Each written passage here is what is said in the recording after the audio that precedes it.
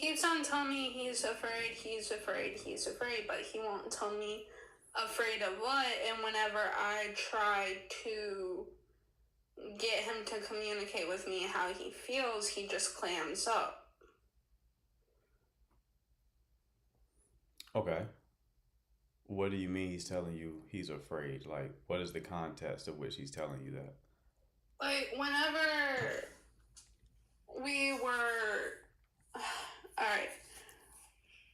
Whenever we were talking, he was just like, well, I'm afraid. And I said, afraid of what? He said, well, I want to tell you, but I don't know how to tell you.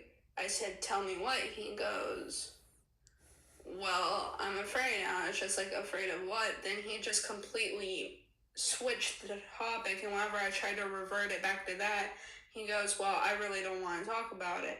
I said, well, why tell me if you don't want to talk about it? How old are you two? Okay, he is 21 and I'm 19. Okay. So he just randomly out the blue says that he's afraid.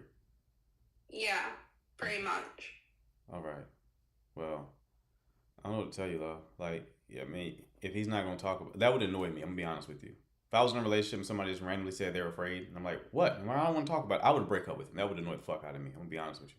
So you are free to do that because that's a very annoying situation for someone to just say randomly they're afraid, and then when you ask them why, they don't want to talk about it anymore. I can't tell you why he's doing that, but I can tell you it's very fucking annoying, right? So, It is very annoying, and it's just like, he's supposed to be the older one, he's supposed to be the more mature one, right, and it's just like, I feel like basically I'm with a child sometimes, and right. sometimes I want to break up with him, but we have like a year and a half together, so it's just like, I don't know why he's acting like this out of the blue, because he never really acted like this before. So when did that start? When did he start telling you he's afraid? He started telling me he was afraid like a month ago. I don't know. I don't know. I couldn't even begin to tell you. Where my brain goes when you say that is potential cheating or doing something like that, or something that he has deep shame about, right? But again, That does would make annoy sense me. because he hasn't been letting me see his phone lately. So that's a change of behavior. Normally, he would let you see his phone. Yeah. Now it's like he's trying to hide his phone. Well, that's not a good sign, right? Yeah, that really ain't. Yeah, you typically when people switch their behavior like that, that's a red flag, right? Like if you entered into the relationship and he always was protective over his phone, okay, well I understand it. It's the switch of behavior that is the tell, right? Um, Specifically when it's about that phone, that ain't good. Yeah, like, I just want some confirmation that, like, I wasn't feeling crazy for thinking that he might be cheating. Right, right. Yeah, I mean you don't have listen, where there's smoke, there's fire. So you start seeing a lot of smoke, there's a blaze somewhere, right? So this is certainly smoke for sure. And then you couple that with this whole like I'm afraid to tell you. You're probably not gonna listen, but I would move on from this, to be honest with you. Nah, I'm most likely gonna listen because, like, I I'm not going to keep on wasting my time with someone who's not going to communicate and who is potentially cheating. Right. Right. Okay, that's the wise thing to do. I wouldn't expect that of a 21-year-old, but if you actually do that, then that's hey, hats off to you. Alrighty, well, thank you. No problem, love. Best of luck to you. Thank you. Hmm. Yeah, I know she's annoyed. 'Cause that question annoyed me, not because of her, but it's like I'm afraid. Why are you afraid? I can't tell you. I'm afraid. Just out the blue. Imagine you with somebody out the blue. They just say, "I'm afraid." And you're like, "Afraid of what?" And you're like, I don't want to talk about it." You don't want to talk about it. Why'd you just randomly tell me you're afraid? I didn't even ask you anything. Yeah, I would break up with that person after a while. That's annoying. I don't like being annoyed like that. Anyway, dating and relationship Q&A. If you have any questions pertaining to dating and relationships, you can request up. Do what I can to solve your issue. You can also drop your question in the chat. I will answer it there. Be advised that callers Get first priority. Tell him, okay, call 911 to your house to help. Right. Like, what are we talking about? Keep that to yourself. We were having a good time. Watching Netflix, having a good time. I'm afraid. Hey, babe, I got something to tell you. I'm afraid. Oh, why are you afraid? I don't want to talk about it. Bro, that would drive me insane. That would drive me insane. Have a question, coach. Yeah, ask the question. You don't have to let me know that you have one. Just ask it. I was waiting for you. I appreciate you, love. Yes, I'm a little late today, but we in here. We in this bitch. So appreciate you, Dr. Charm. Again, if you have a question pertaining to dating and relationships, you can request up or drop your question in the chat. A million things will go through my head. Yeah, man, it's like it's anxiety inducing, right? What are we talking about? What are we talking about? Do y'all know when I was streaming on YouTube last night? Like an hour after I wrapped up the live, somebody DM'd me. What was her name? Nay? I think her name was Nay. Shout out to Nay if she's here. She was like, hey, you're still live on YouTube, by the way. I was like, oh, shit. So we had to private that video until we can edit out that last hour.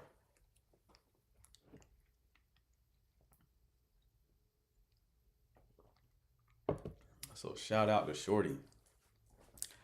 Private that thing immediately. Immediately.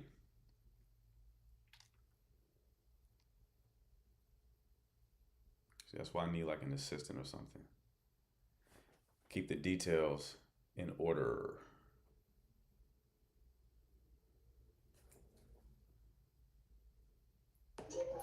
Hello. Hi. Hi, How can I help you? I'm kind of new to this. Okay. So, do I just like ask you questions or? Sure.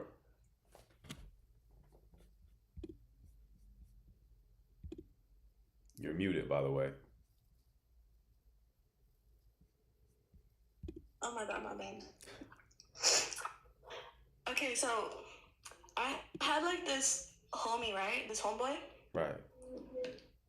And we ended up like liking each other, but he would take a long time to try to make things like official. Mm-hmm. So I just told him like how I felt and if he wanted to start talking, and he said yeah, but to take things slow, right? Mm-hmm. And I just kind of want to see if I'm wrong. So like I was still like living my life, like I wasn't loyal, like, but he never made things official. Right.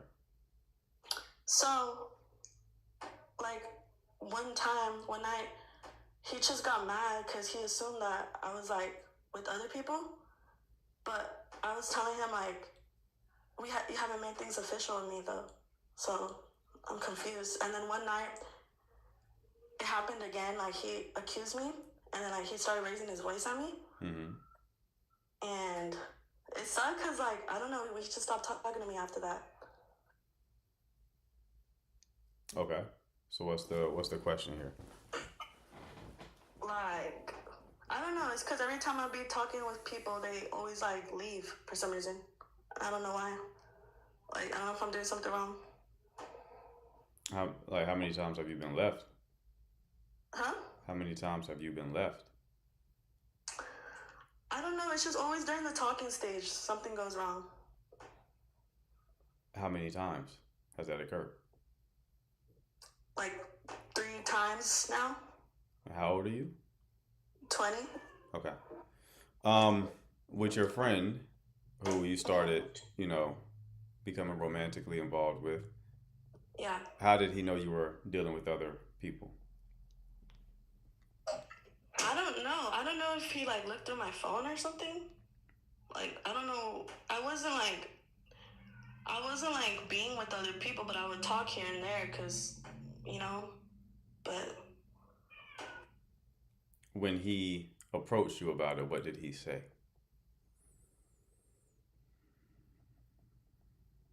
he didn't tell me. He just kind of like just told me one night, like, why weren't you answering me? Like, and I told him because I had work.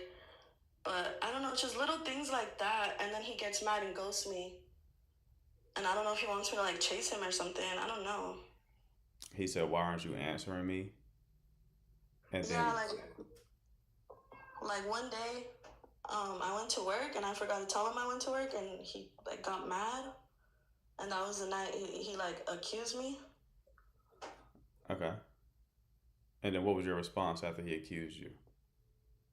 Well, I told him like, why are you thinking like that? I just want to go watch a movie with you, and he was like, well, why didn't you answer me? And I'm like, well, I told you I had work. I just forgot. Okay. And his response was, He was just yelling. like, So I told him, ah, or was he saying things where he was yelling? Like, what was his response? What did he say? I'm trying to get like what was said in the interaction because I'm trying to see if he actually had information about you being with somebody else. Because that's kind of no, what you alluded to at first. he didn't have information. Okay. He just said, look at the messages like loud. So I didn't want to deal with this. So I just said, I'm taking you back home. Okay. All right. And then that was the last time you had a conversation? Um, well, he ended up texting me saying that he missed me, and that, you know, and we tried to have a little conversation about it, but it's like we weren't moving anywhere. And like I wasn't. People are saying that I wasn't loyal, but I should talk with some people sometimes because he never made it official. Yes, but you're not doing a good job communicating, love. You're answering the questions, but you're being very vague and you're not specifically giving details, right? So like it's helpful if you say exactly what was said, what was communicated, so that I get the details I need to help you, right? You opened up this conversation saying you weren't loyal, but up until this point, based on the details you've given me, I don't know if he knows that you weren't loyal. So I don't know what's in your head until you verbally give me words that gives me insight into what happened in your head, right? So I need you to say more words so that I can see exactly what's going on. Okay. So like our conversations. Mm-hmm. Okay. Well, yeah. One night we had like talked, because he was already mad about something that went on at a party. Cause yeah, and we were talking about it, and I told him it wasn't like how it looked. And after that, I guess he felt disrespected. I don't know. So y'all were at a party. He saw you talking to somebody at a party. Yes, because he was already ignoring me because he was getting into it with his friend. With my friend. Sorry, he was getting into it with my friend. Okay. Yeah. So I didn't. So he was at the front, like of the VIP. So I talked to a guy to get me there, so I could talk to him. So he saw that and he got pissed. Okay. And then yeah, but it was nothing like flirting. Like no. He got pissed, and when he got pissed, what did he say? He went silent. He gives the silent treatment a lot. That's what I'm Okay. saying. Okay. So did he end things with you? No, he just went silent. So when I don't like that, I don't like feeling like I'm not getting like spoken to. So I probably should have just left, but I started telling him like, why aren't you talking to me? Why aren't you talking to me? But he kept ignoring me. So then I had to blow up his phone, but he didn't want to talk. Okay. So y'all aren't dealing with each other anymore. Nah, we're not anymore. And how did that occur? The last time we really spoke was when I told you he yelled at me. And then we spoke one last time, and he said that it's not gonna work. Like, Okay. yeah. Okay. So, like, I just want to know where I went wrong. People are saying communication. I can't tell you. I can pretty much guarantee communications where you went wrong just based on this conversation. Because it's like I have to ask you 100 questions to get the details that I need. So I can imagine in a relationship you're also not that great of a communicator, right? So that's probably a big thing.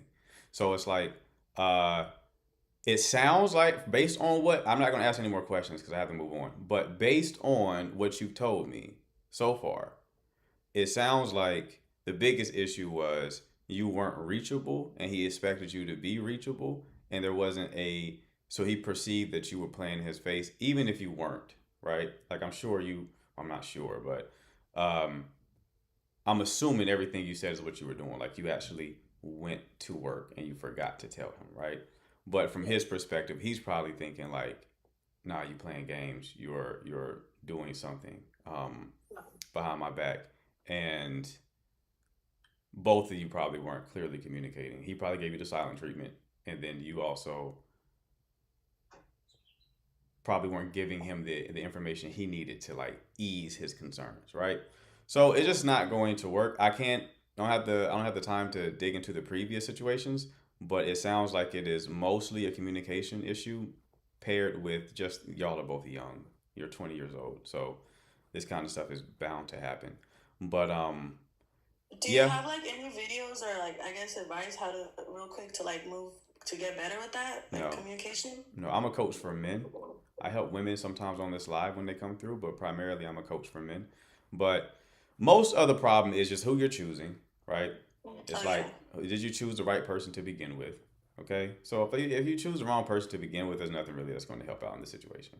And it's hard to choose the right person at 20 because everyone at 20 is kind of like Yeah. immature. So it's probably nothing that you directly did wrong. What you said as far as like y'all not being exclusive, and so you should be able to do what you want, it's true, right? That's not incorrect. If you wanted to have your loyalty, then you should have locked things down, right? But then some people get weird about that. They think that exclusivity is implied, right? They Yeah. think like, oh, I thought we were exclusives because we're spending so much time together. It's like, and that's not how that works. We have to verbally agree that this is the situation, right? Yeah, that's So exactly how I felt. yeah, I felt like I wasn't exclusive. Like he just wanted relationship benefits without a title. right, right. And if that's the case, leave it alone. You know what I mean? Like if Um, you're expecting me to be loyal to you, um, but then you're not going to give me the commitment, then you just leave that person alone, right? Just as a woman, just how you have to move. But it doesn't sound like anything was wrong on your end in this situation. Again, I haven't asked about the previous three situations. My gut is probably the people that you're choosing. I Um, think so too. so yeah, but you're 20 though, so I don't know if that's gonna change. Normally at 20, you gotta kind of get burnt a few times before you're like, all right, let me get a bit more serious about this. But yeah, don't your current approach, at least in this situation, is not flawed. Like, don't give loyalty to people who are not giving you any form of commitment. Okay. Yeah. Stick around the live, right? Come pop in, pop through. I go live twice a day. You may hear me say Okay. something to somebody else that is relevant to your situation. But yeah, based on what you told me so far, love, like you don't sound like you're at fault at all. Okay. Alright, for sure. But what does someone mean when they mean it's all about access? What does that mean? It's all about what? Access. Oh, sometimes people will say that, especially if you're a woman, some men will deal with you because they want sexual access to you, but they don't want to actually commit. So they want to keep their options open, but they want to have sexual access to you. So they'll avoid committing. I'm Oh, assuming okay. that's what you saw someone in the chat say that. Yeah. Okay, yeah, that's probably what they were alluding to. Um, I can't say for sure that's this situation. Again, because he could have been the type of guy who just assumed that y'all were exclusive because y'all been dealing with one another. You say y'all were friends first, right? Yeah, we were friends at first. Right, for how long? 6 months. Okay. All right, that's not like a long-term friendship. So yeah, it just I would need a lot more data from you to kind of like get a real good read on this guy that you were dealing with, but it just don't sound like it's a good fit anyway. Like we're Yeah. having like the silent treatment and stuff like that. It's again normal for 20-year-olds, but also like it's just not gonna work. Okay, but Okay. stick around in the live because I think that you'll get a lot of value if you can. No pressure, but like I said, I go live daily. You might hear me talk to somebody else and then learn something that you can apply to your situation. Okay, For sure. Thank you. no problem, dear. You have a good one. You too. Mhm. I had to remind myself that she's 20. I felt like I was getting a little too stern there. I think I was still annoyed from the last call, buddy being like, "I'm scared. I don't know what to do." So my apologies, love, if I came across too harsh in that situation. You are 20, so it's a child essentially. Okay. Let's see who else we got.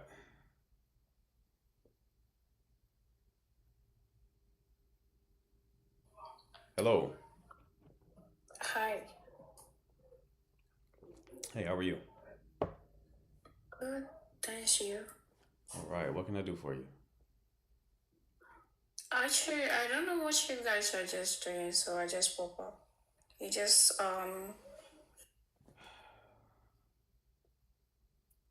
Imagine like you having a conversation. It's you and a group of friends. Y'all having a conversation, right?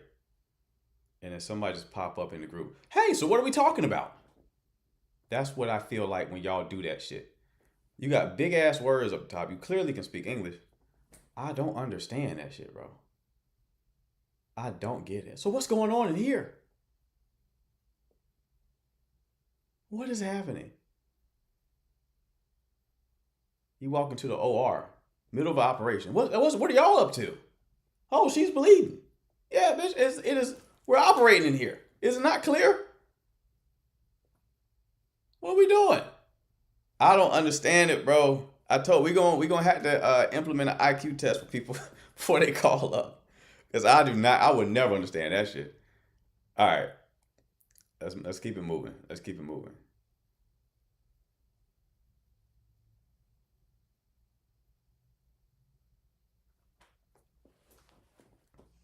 Hello. Hello. Hey, how you doing? Good evening. I'm doing very well, thank you. And you? Good. I'm great. I'm great, love. Thanks for asking. What can I do for you? All right. So, I don't know if I said the wrong thing. Sometimes as women, we say the wrong thing and the men may hear something else. Right. So, so I'm just trying to get it from a man's perspective Uh huh. on if I said the wrong thing. Yeah. All right. So, I'm grown. I'm 42. Okay. So, I'm dating this. I was once married before I'm divorced. So I'm presently dating this older gentleman. He is 55. Very nice young man. Well, he's still a young man. Okay. And, we have a great relationship, not just with us, but, with the Lord. We invite the Lord into our relationship. We pray. Nice. We have that kind of relationship, and it's very good. It's to be going good very so far, I must say to you. So last night, to be frank, I said something to him. He didn't say anything, and so I'm worrying if I stick the elephant in the heart. Hmm. So I said to him, I want to tell you something that's one of my biggest, deepest fears. And he's like, okay, sure, what's it? I said, I'm afraid to get married again. He went silent. He's like, why? I said, because what the whole institution of marriage, what we see it represents, where women lose their individuality, Mm-hmm. loses themselves. Okay. We're now seen to be one where we are catering for, even though they're, you are expected to get up and go cater for the man. You no longer, you no longer feel like you are living your life and your dream, but now you have to be catering for others. And it's just a bit of scare because I guess I've been there. I have healed because I have moved on. But then the whole story is if a dog bites you once, you'll always remember the dog bite, even when it's a chihuahua, right? And you Right. don't think it's going to hurt. But then in the back of your head, you don't want to go through that. Yes, you want the companionship. Yes, you don't want to live a concubine life where no, you want commitment. But it's just the whole expectations behind quote unquote marriage. Right. So, did I say the wrong thing? Did he hear something else? I don't know. Because I even said to him, if we should live together, if marriage and live together, I need my own room. And he did agree to that. Okay. Yes, I did explain to him. It's not a case where I'm in my own room and we are not communicating. It's just that my job is one which I take work home. Okay. And so sometimes it's a case where I'm thinking that I don't want to be working and he's sleeping. I'm using my laptop. I am, causing some kind of discomfort to him, clicking away, marking. I'm a teacher, marking papers, doing all of that. So, and another room would be like a guest room / if I need a moment room / a work room. and he was fine with that. So I guess we do have that understanding of who I am as a person, but I don't know if I said the wrong thing as I said to him last night. So that's my question. Why are you looking like that now? Are y'all Christian? I'm sorry? Are y'all Christian? Yes. Okay, just want to make sure. All right. And both of you have been married previously? Yes. Okay. And how long was your marriage? My last marriage lasted about 6 years. Okay. And why did that end? Why did it end? Mm-hmm. Because my ex-husband at the time, when I'm out working, he's entertaining others. Mm. And even when I said to him about to stop, he still didn't stop until it get physical. And I Mhm. decided I'm not doing this no more. I'm done. I walked away. Okay. Okay. And you don't want to be married again because you are I want prioritizing to your be own married personal again, space. but I'm just scared of what you see where where you see a lot of things happen in marriage, where men feel like you are their property. Okay. You get what I'm saying? Right. Women is almost as if, oh, you're my wife, so I have access to you at all times. Not basically. What should I say? I've seen it a lot, but Right. I'm not saying this guy is. It's just that based on statistics, Yeah. if at least 70% of something say this will happen, just expect that's the norm that will happen. Right. You've seen it happen a lot where in marriages, if you don't feel like you want to cook for some reason, oh, you're my wife, you should take care of me. You should, the expectations. And sometimes these can lead into longer and more depressing problems, which I've been single for a long time. My marriage broke up from 2015. Okay. I've been single for a long time. Okay. All I right. haven't lived with a man. Okay. I get it. What do you do for work? I'm a teacher. Okay. All right. So the main reason why you don't want to get married again is fear. Yes. Okay. Understood.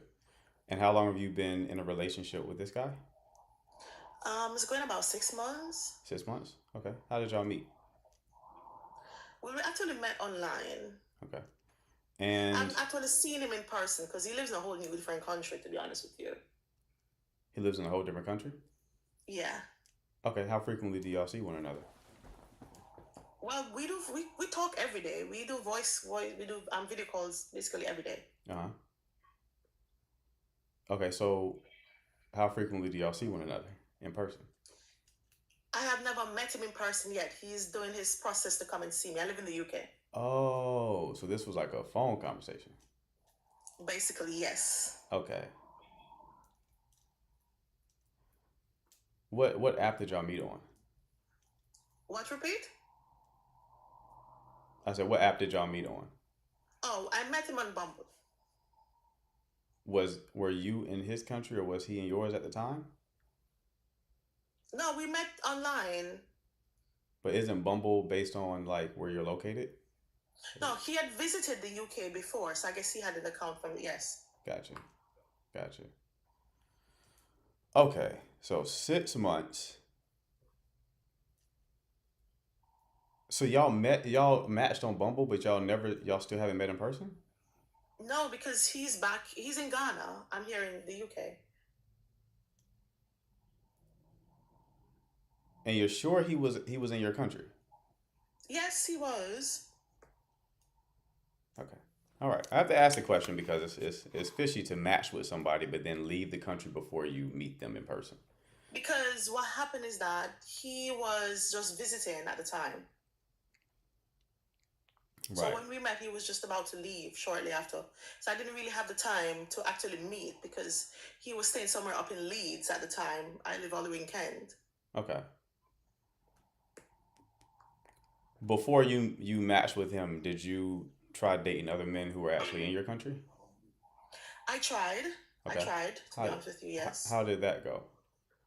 Not well. Okay. What does not well mean?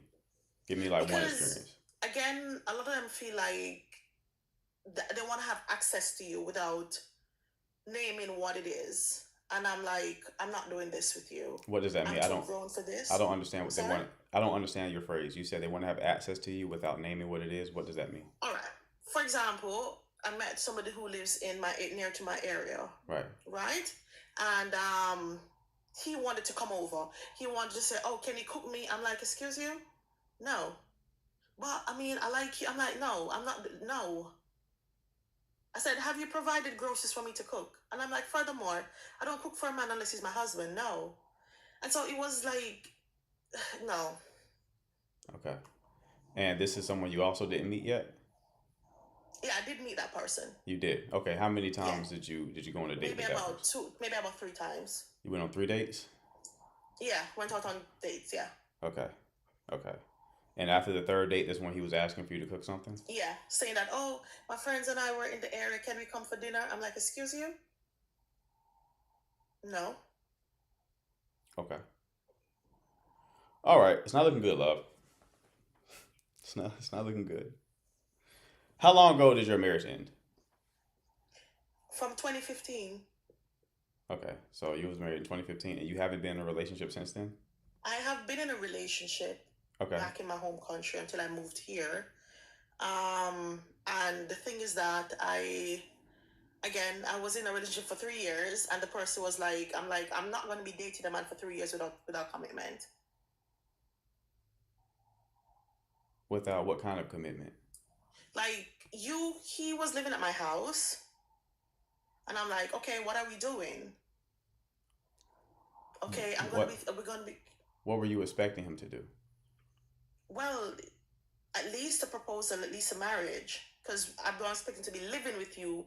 You having access to me, and But I'm confused. You yeah. said that you were scared of marriage, that you weren't really trying to do that. But what I'm saying is, even though I have my scare, even though I'm scared of it, I'm saying that if I'm already in it, we're living together, Right. like people, like Right. couples. I get it. So we're doing the do's. Right. So I've already known you. It's not just about to see me and come live with me. I have lived with you, so I'm willing to take that next step. But let's go back to the first situation with the current guy. You Yeah, described living with him and having like right. separate rooms for, so you would be effectively living with him, but you told him you didn't want to get married. Which one? The 6 months one? Yes, We don't live together. He lives in I another know. country. I know, but you were talking about hypothetically, if you were, you said you would need a room for this and a room for that, right? Did I follow that correctly? No, it's just an extra room which would have several purposes. One, Extra, if I hold would on, have hold on. visitors over. The extra room in the house that you two hypothetically would share. Yes. But then you also said you don't want to be married. But in that same conversation, you're talking about hypothetical I'm rooms. scared of being married because the thing is that I haven't lived with this person, so I don't know what living with that person would be like. Okay. All right. All right. There's a lot of contradictions in what you're telling me, love. Because we Okay. had to bring out of you that you were scared of getting married. But the first time you mentioned married, that you said you didn't want to be married. We dove into that, and then there was an admission of you. You didn't tell him you were scared to get married. You told him you don't think you want to be married. Right? Well, maybe wrong choice of words. But that's what you said to him, right? That I'm afraid to be married. Yes. That you're afraid to be married, or that you think that you That don't I'm want to be married? scared of being married because of what it's the expectations in a marriage, Okay. basically. Okay. All right. Not that I'm saying I don't want to. Okay. I get you. All right. There's a lot going on here, right? So the first one is that fear is understandable, but if you are going to say that you're bringing God into your relationship, Hmm. God would want you to be married, right? Yeah. There's nothing in the Bible that's like, well, yeah, you get all the benefits of marriage, but you don't have to actually enter a covenant. So right out the gate, we're in you know confusing territory, because what is this relationship, right? It's like you're trying to have your cake and eat it too. You're trying to enter into a relationship and get the parts of it that you like without having the parts that are challenging. The fear is real. I understand the fear, but that fear can be mitigated based on who you choose to be married to. You have a choice on who it is that you marry.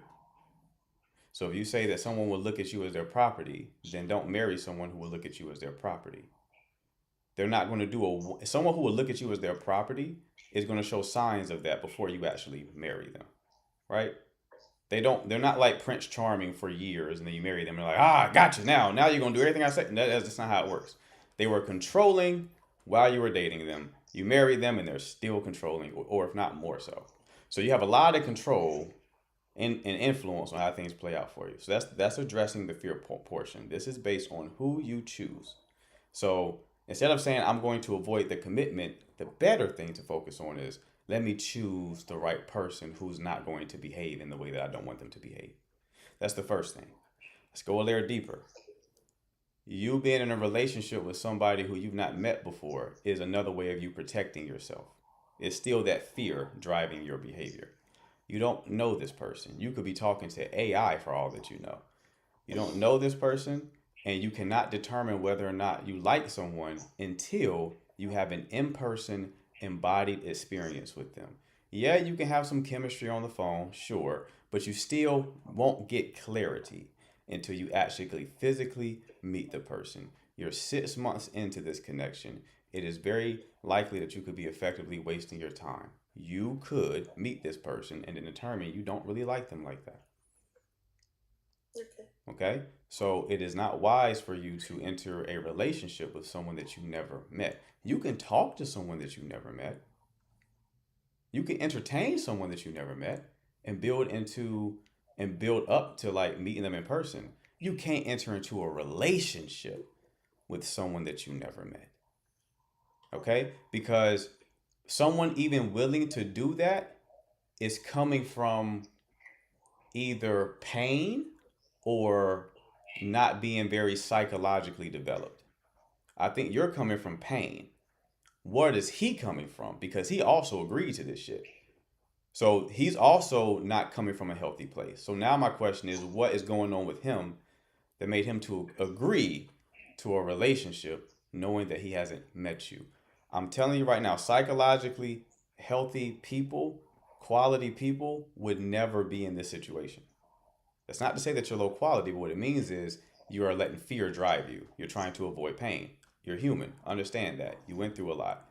But what I'm saying is that guarantees that the man that you're currently in a relationship with has something going on that would make him do something this unhealthy, which is get into a relationship with a person that he's never met. Okay? Understand. Yeah. All right? So you got some thinking to do, love. I think that you absolutely can have a good marriage with somebody. You just have to do the work that you will be required to do to make that happen. You're not going to just luck up into a relationship. And plus, if you're a Christian and you're serious about your faith, you will be effectively limiting God. Right? Like, he also doesn't want you to be in a situation where the person is controlling you. That's against his will for you. So it goes against the faith as well. So we got to address that fear. We gotta do some healing, right? And we have to start moving with more discernment so that when you do choose somebody, it could be someone who is going to be congruent with the behavior and treatment that you deserve. Okay? So you have to do a lot of work there. And I'm also going to say you're likely not going to find that on a dating app. Okay. It selects for hurt people. It selects for people who are not psychologically developed. There are quality people up there. It's just very rare. So the reason why so many people are complaining about dating, yeah, there's a lot of issues with dating currently, but the main reason why so many people are complaining about dating is because they're getting all of their experience from a dating app. And it's just a bunch of people who are unhealed dating a whole bunch of other people who are unhealed. That's all dating apps are.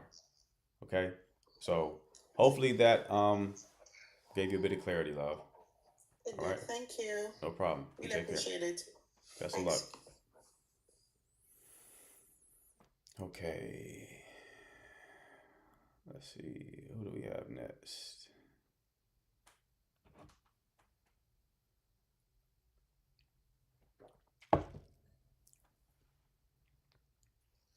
Hello. Hello? How you doing? Do you hear me? I can. How are you? I'm fine. Good. What can I do for you? All right. Appreciate you, Danny. The mods be on it, man. Listen, when y'all come up, y'all gotta be like prepared. Prepared. I mean, it's real, but it's just not healthy. I don't know what was that y'all just said. I mean, it's real, but it's just not healthy, to be honest. Yes, long distance does work, but it depends. Yeah, it does depend. Long distance can work. Long distance can work. Not in that situation, though. Not when someone is entering into a relationship with someone they've not met. That's when the shit gets wonky. Beyonce, what's going on? Hi, good evening. What can I do for you? Oh, I'm here searching for a loyalty husband. I want a husband. You're not getting one sounding like that. Whoa, I wanted to divorce you. I wanted to marry you just so I could divorce you. That voice there, annoying. Wow, like immediately annoying. Sometimes when people have annoying voices, it takes time for you to be like, oh, that's annoying. I don't like the way that sounds. Hers, first syllable, I was irritated. So yeah, we're gonna have to do something. We need you to get surgery on your throat. We need throat surgery immediately. Hello. Hi, can you hear me? Yes. What can I do for you? So now, I've actually been dating this guy for some time, and then like I'm going to take you back. Sorry, is it the noise? It's in the house. Sorry.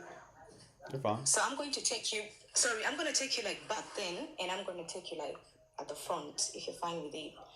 So now I've been dating this guy when I was in a college with him, and then after, like we were like young. I was around like 19 years. Okay. And for him, he was about like maybe like 23. And when we got done with when I got done with the college and stuff, he really got like a nice job, and we moved on from that phase where I had to be like me being in a college. And then after some time, he told me that I couldn't give you things that you initially wanted for me to be giving you by then, but now that I really have a great job, I want to give you everything that you want. And I'm like, really? And at that time, I really wanted to step out of my parents' house, and I literally wanted to get like an apartment for me to stay. And he told me, since you have been so patient with me from way long, this is the time for me that I'm really going to support everything that you do literally want. And then he told me to look for an apartment. He paid for everything and stuff. But surprisingly, this is why my question is, this guy, when I got an apartment, we actually stay in the same country, but he works overseas. He doesn't stay in this apartment with me, but he pays for everything, literally. He pays the bills, like monthly for everything, but he doesn't come to. Maybe like, you could ask, like, how are you? Could I come over or something like that? He has never talked about anything intimately with me. And I find it so weird. He doesn't engage any conversations that are intimate, or to talk about intimate conversations, or to even like, but he tells me, I love you, I want to build a home for us. Like, that's what he always tells me, on and on. And one time when we were on Valentine's Day, I actually kissed him. And when I kissed him, he kissed me back. I don't know if he's scared or something like that. And one time, we had a conversation. One time when he ever came in my apartment for only one time in 2 years. When he came to my apartment, he didn't do anything. Because I would say that, oh, I'm not pleasing, but I'm a beautiful lady. And actually, men would honestly want to be with me intimately because they tell me that. So I told him, do you know what? Tell me how has your work been and stuff like that. And then he told me, I want to confess something to you that I literally did when I was working. And then I asked him what? And then he said that I made out with a lady, like we made love. And I'm like, in my heart, I said that, why didn't you tell me that you were horny and I'm your girlfriend? And then he said, I'm so sorry. I had to make a confession to you because I love you so much. I don't want to lose you and I don't want secrets between us. And when his sorry was loud enough, then I forgave him. You know, like, I'm just growing to love him because from college I was young. Purposely, I didn't think that we could end up.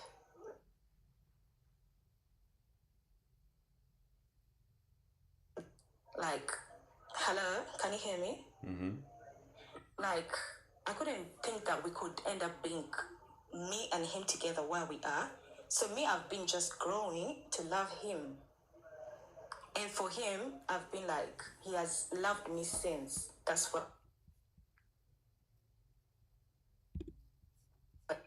he tells me, like, he wants to marry me, he wants to build a home, he wants to have a family with me, he's working for the best for me, he's paying everything for me, like an apartment, he pays the bills.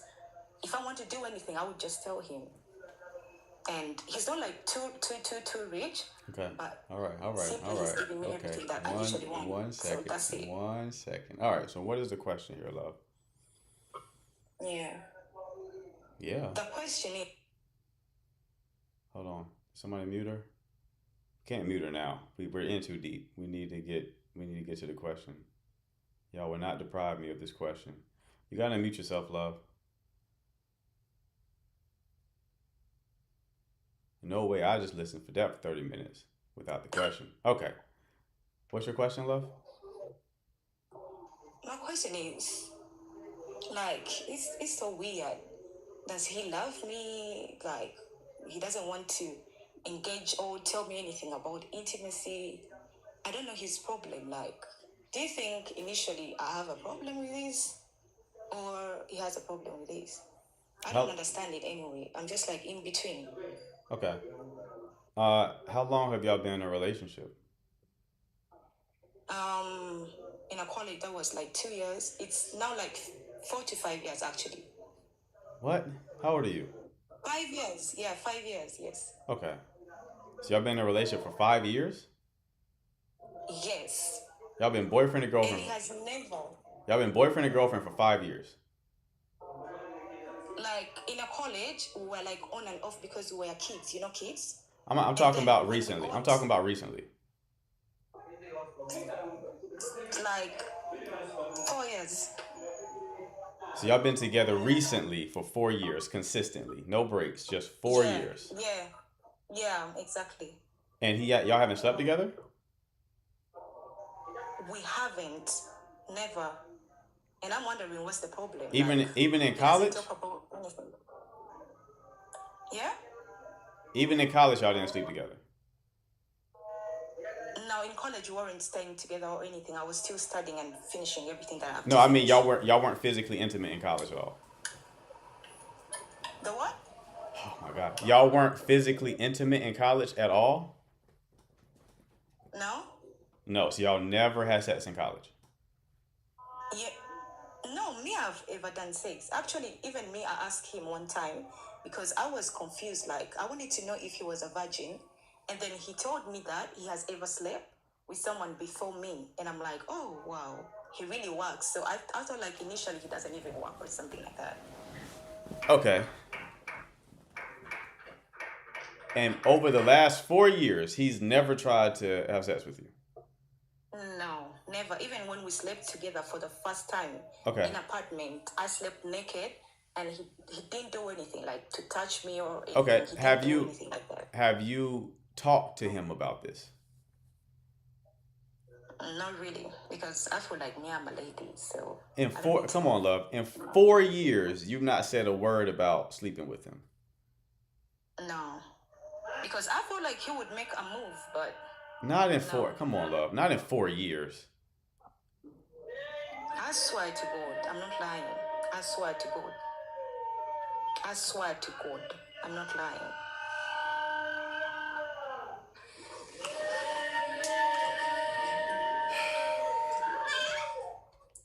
Okay. So I'm like, oh, maybe like he's scared of me, or.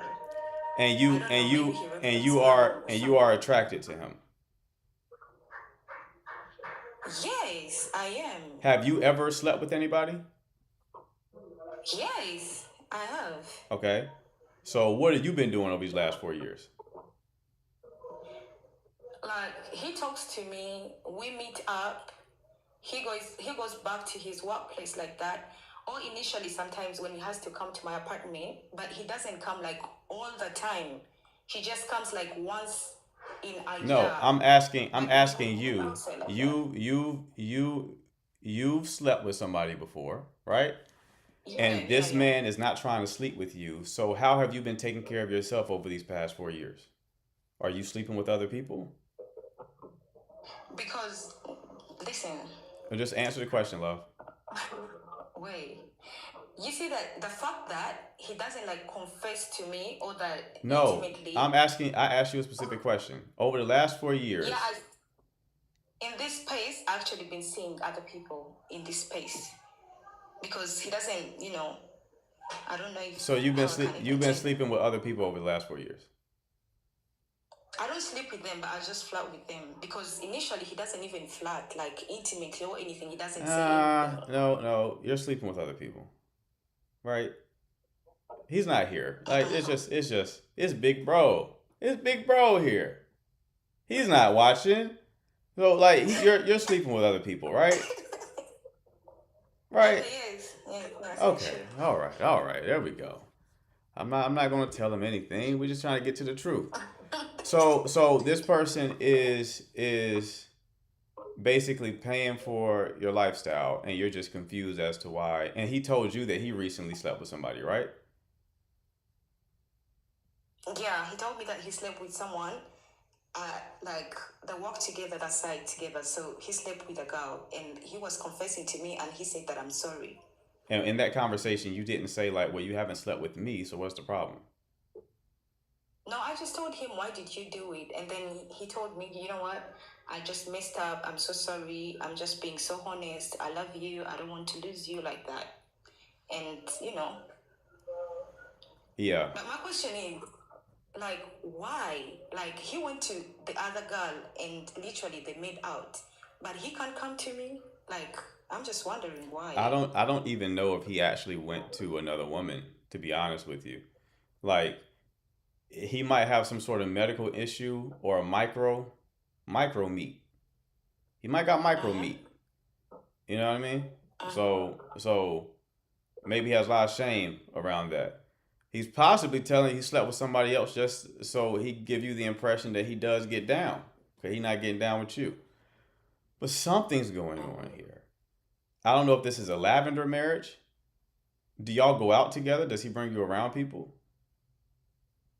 Yeah, definitely. Like, if I tell him maybe like I want to go out, he will move from where he works from and he will come to see me like that. Okay, but he takes you out, and so people know y'all are a couple.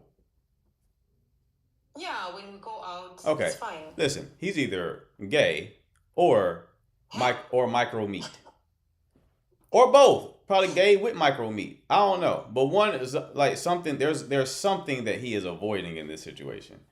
I don't even believe that he actually slept with another woman. I think he's just telling you that so that he gives you the impression that he does get down. Right? But Yeah. like if this is true, and you're not trolling, and this is like a real situation, then yeah, something it sounds like you're playing a role in his life that he needs you to play for some undisclosed reason. Does that make sense? Uh-huh. So maybe he's living a secret life and he needs you to play the role to get people off the scent, which you're happy to do because he's paying for everything and you get to have your fun on the side, right? Uh-huh. Okay. So that's more likely the situation. I can't specifically tell you which one it is, but we can rule out micro meat really easy. Just when he takes a shower, just sneak in there. Gotcha. Call, right? And then you can see if it's micro meat. Oh, Follow with me. Try to confirm whether or not it's micro meat, and then follow with me and let me know what the situation is. Because now I'm very curious. All right. But I wish you the best of luck, love. I got a line to work through. But you take care. all right. Thank you. All right. Bye. Wow. Chat. What are we thinking? What are we thinking, chat, about that one? What is it? What do you think it is? 3 options: micro meat, lavender marriage, or she was trolling. It ain't ED. ED is too. You take a little honey pack. You can handle that. We're talking 4 years. We gotta remember the details. They were off and on in college. 4-year relationship. Ain't y'all supposed to be catching print? Ain't that like a new trend? Micro meat. My money's on homosexuality. My money's on homosexuality. B says she's trolling. She could have been trolling, but her tone didn't. Her tone wasn't off. Remember, most of the time with the trolling, it's like the tone be off.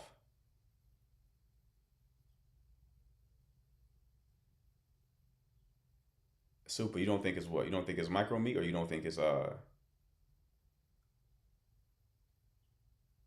Yeah, the trolling, people's tone doesn't match what they're describing. That's how you tell someone's trolling. Because it's like their tone doesn't match the situation they're describing. So they'll describe a very painful situation, but without pain in their voice, right?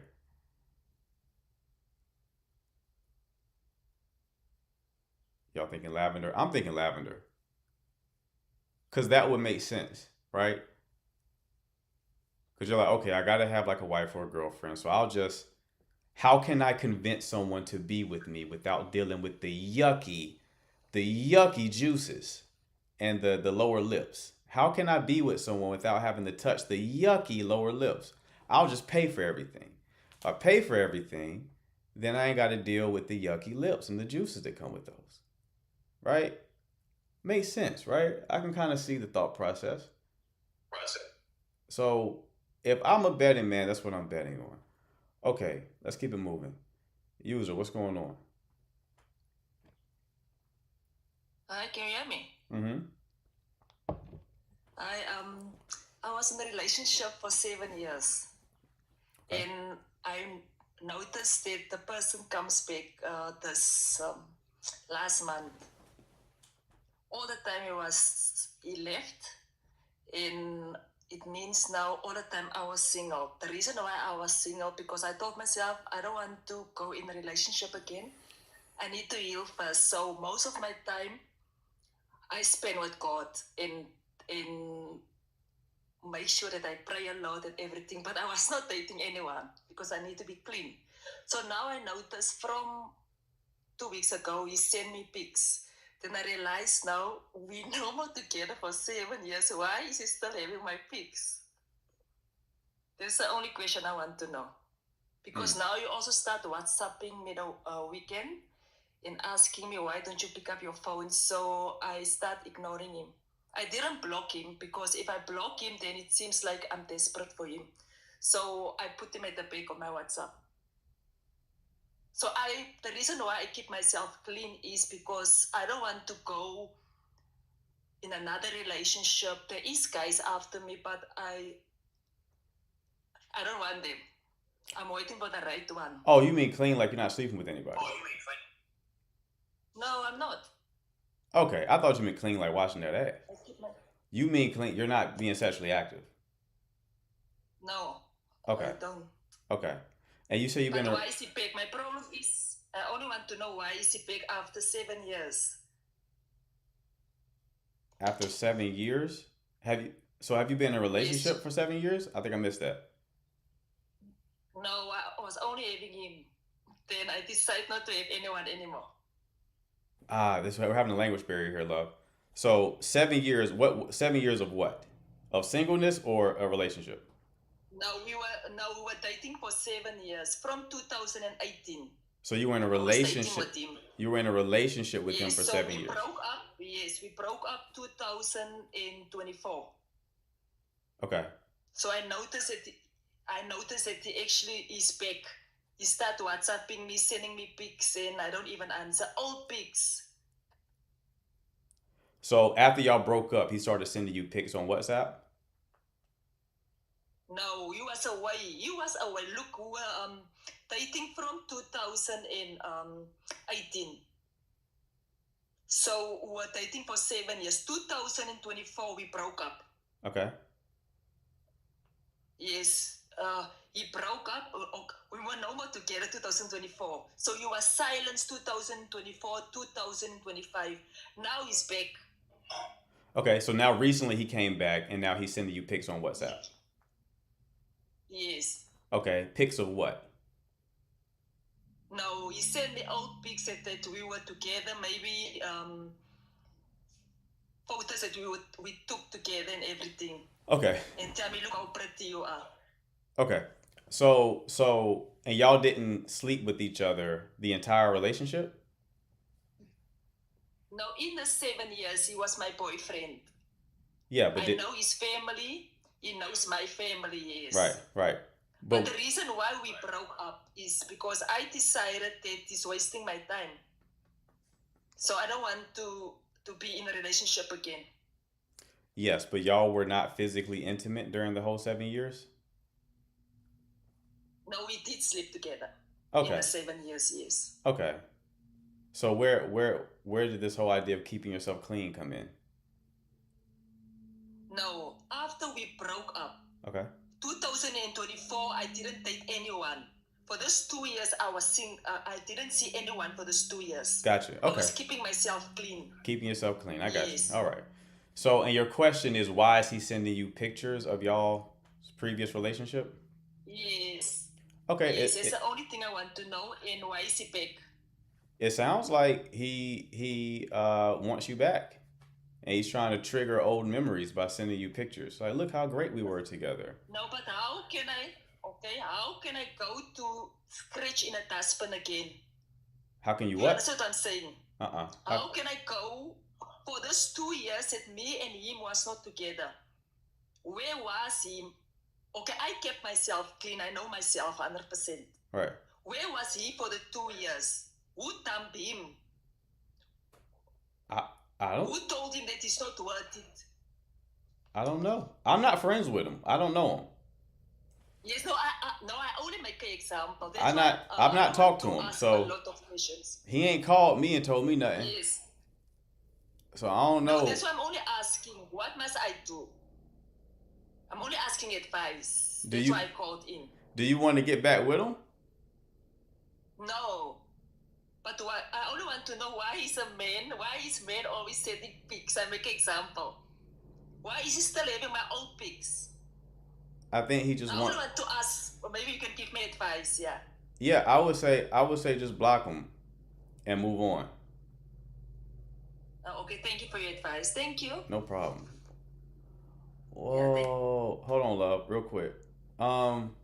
I know y'all think that 7 years is a long time to be with somebody like that, but you have to also understand she's clearly a vampire.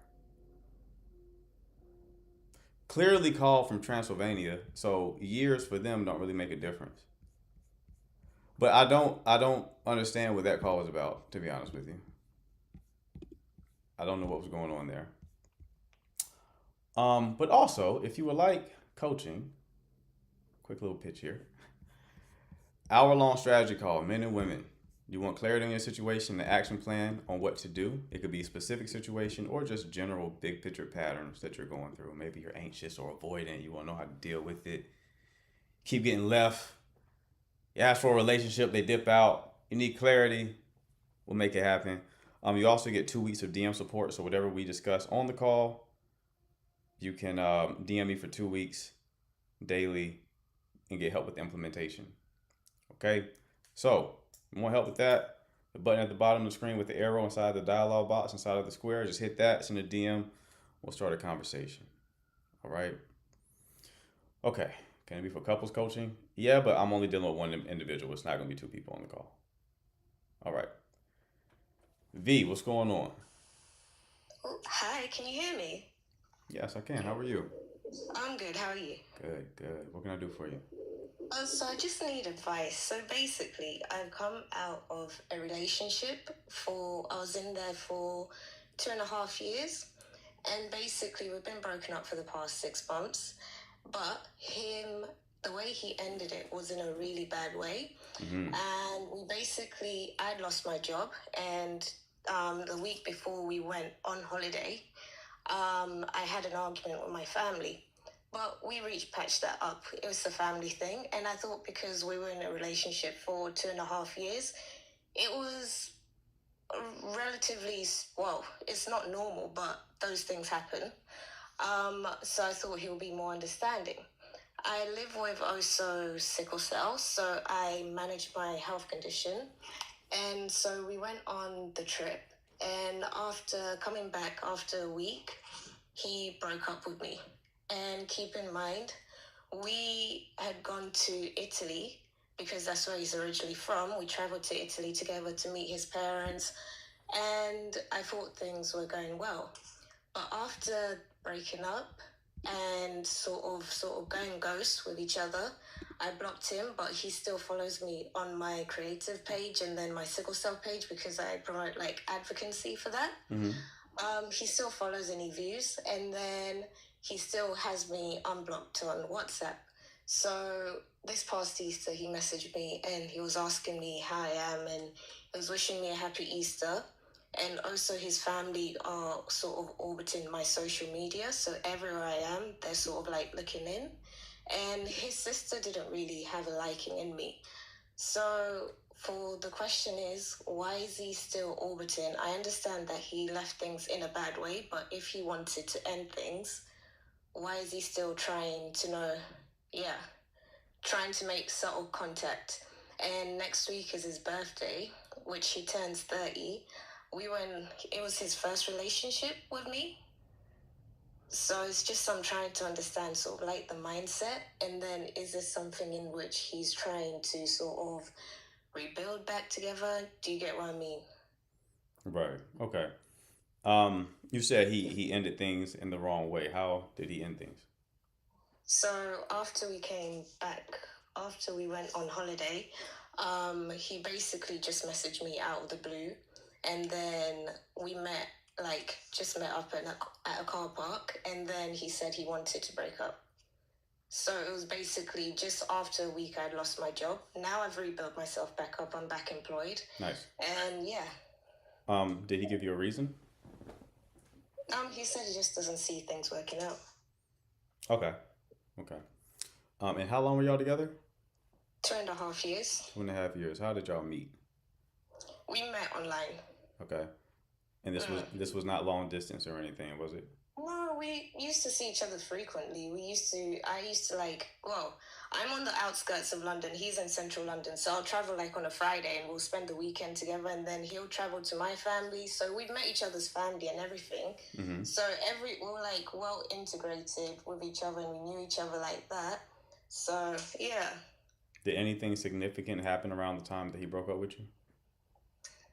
So we had been having arguments back and forth, sort of on the concept of he is trying to get his citizenship here in England, and he's going to get that in September time.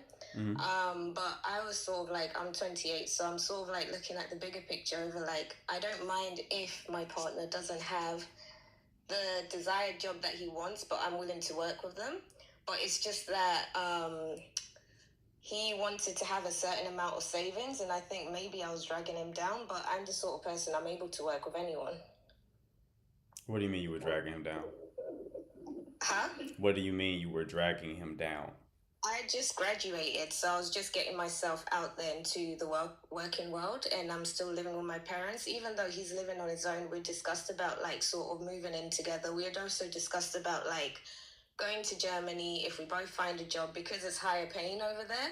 So I felt as if maybe I was dragging him down because he had more savings than me, and I'm just starting to build my career and then build my savings. Did he say anything to you that would imply that he thought you were dragging him down?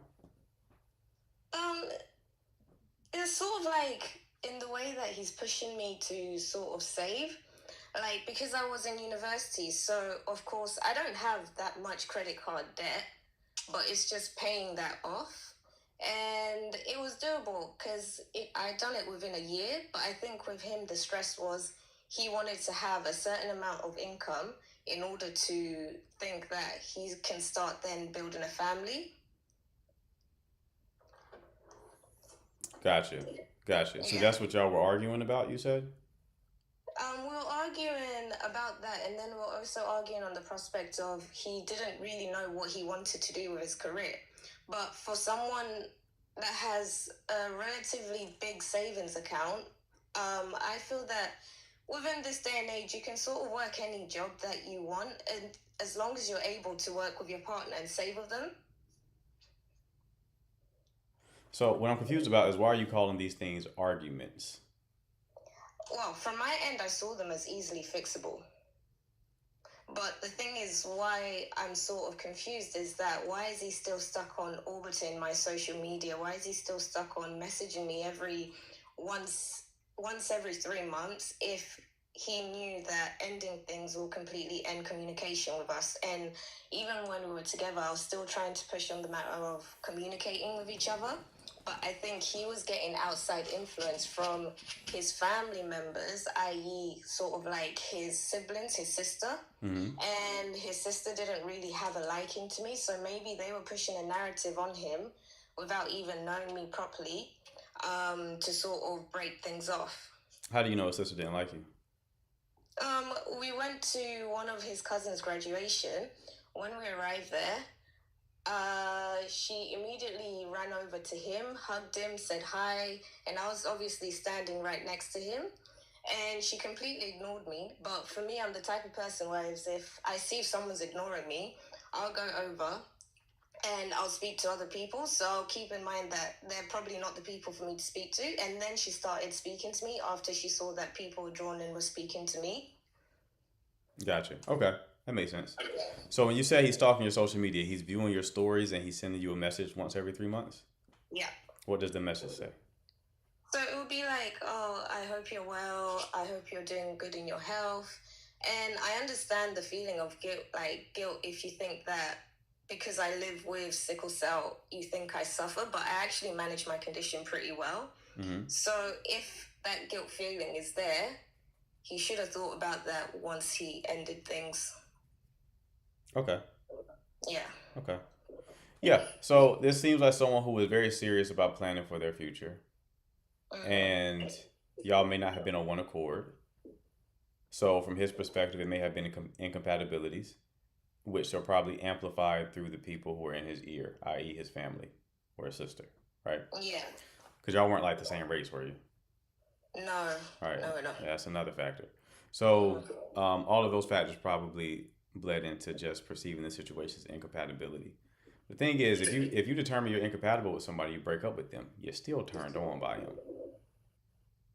So that's probably why he's reaching out to keep some sort of degree of access, specifically potential sexual access with you.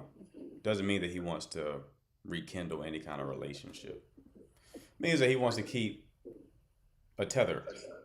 And a great way to keep a tether is to check on you based on your medical condition. Gives him plausible deniability as to, how he can reach out.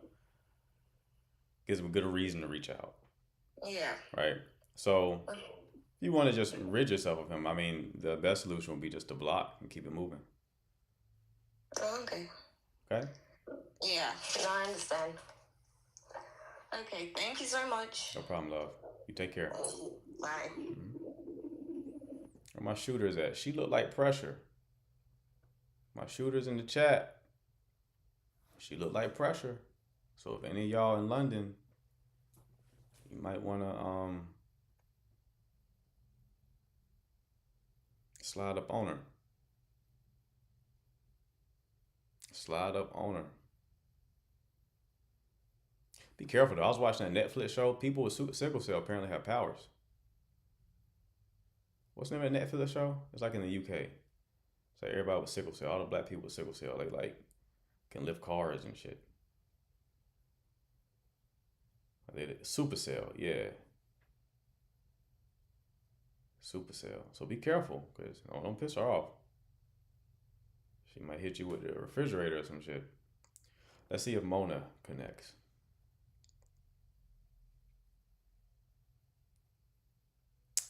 Mona. All right, it's looking like Mona is not connecting, so let's go ahead and drop her. We got a guy. Let me see.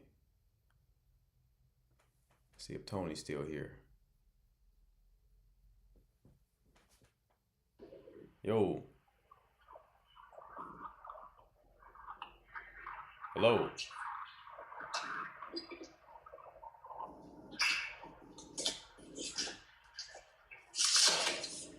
Tony. All right. Tony sounds like he is committing a crime. Let's go ahead and drop him real quick. Soft gal.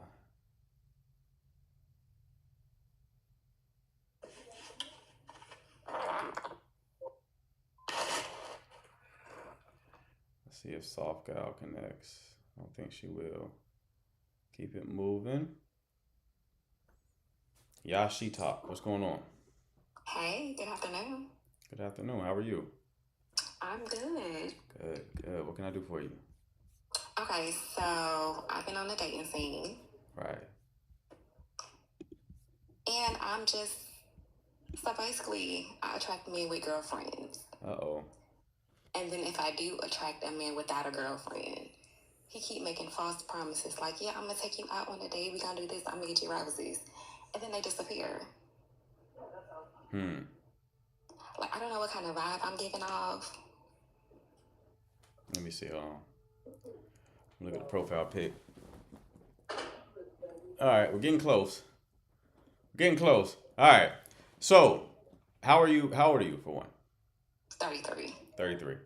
And how are you meeting these men? I'll just be out minding my business, like at a grocery store, bar. Okay. Just out in public. Grocery store, bar, and they approach you? Yes. Okay. And they're like all in a relationship. Half are in a relationship, the other half, you know, being why they might be single. I don't know, but they disappear.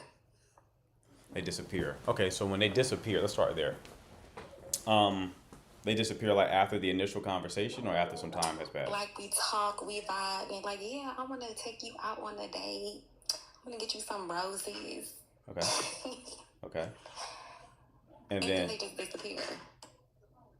Okay. So when they're not saying that in the initial conversation, they're saying that like via text after they get your number? Like when we talk on the phone. Text. Okay. So it's like after the first conversation on the phone or text, then they disappear? Like the first, second, third conversation. Then Okay. we keep talking, yeah, I'm going to plan that date. I'm going to set up that date for you. Okay. So they're talking about a date unprompted. Like you're not saying you want to go X, Y, and Z. They're just out the blue telling you they want to take you out. Yes. Do they say where? No, they was like, I'm going to figure it out. I'm going to set something up. Then they check in, hey, I haven't forgot about you. Okay. How are we building up to the date conversation? Are they trying to see you in any other capacity before they talk about a date? Like are at they? their house? Yeah, like they're trying to get you over to the crib, and then you turn that down, and then they talk about a date. Oh, my profile pic, baby, I was at the beach. Okay.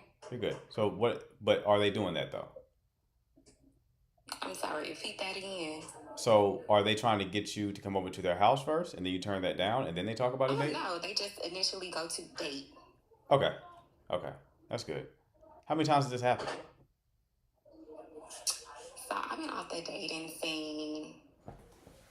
It just happened last week. So after that, I was like, yeah, I'm off the dating scene. Like, I want to know how many times has it happened to where like a guy has approached you, got your number, and then after the first couple of conversations, they just stop talking to you.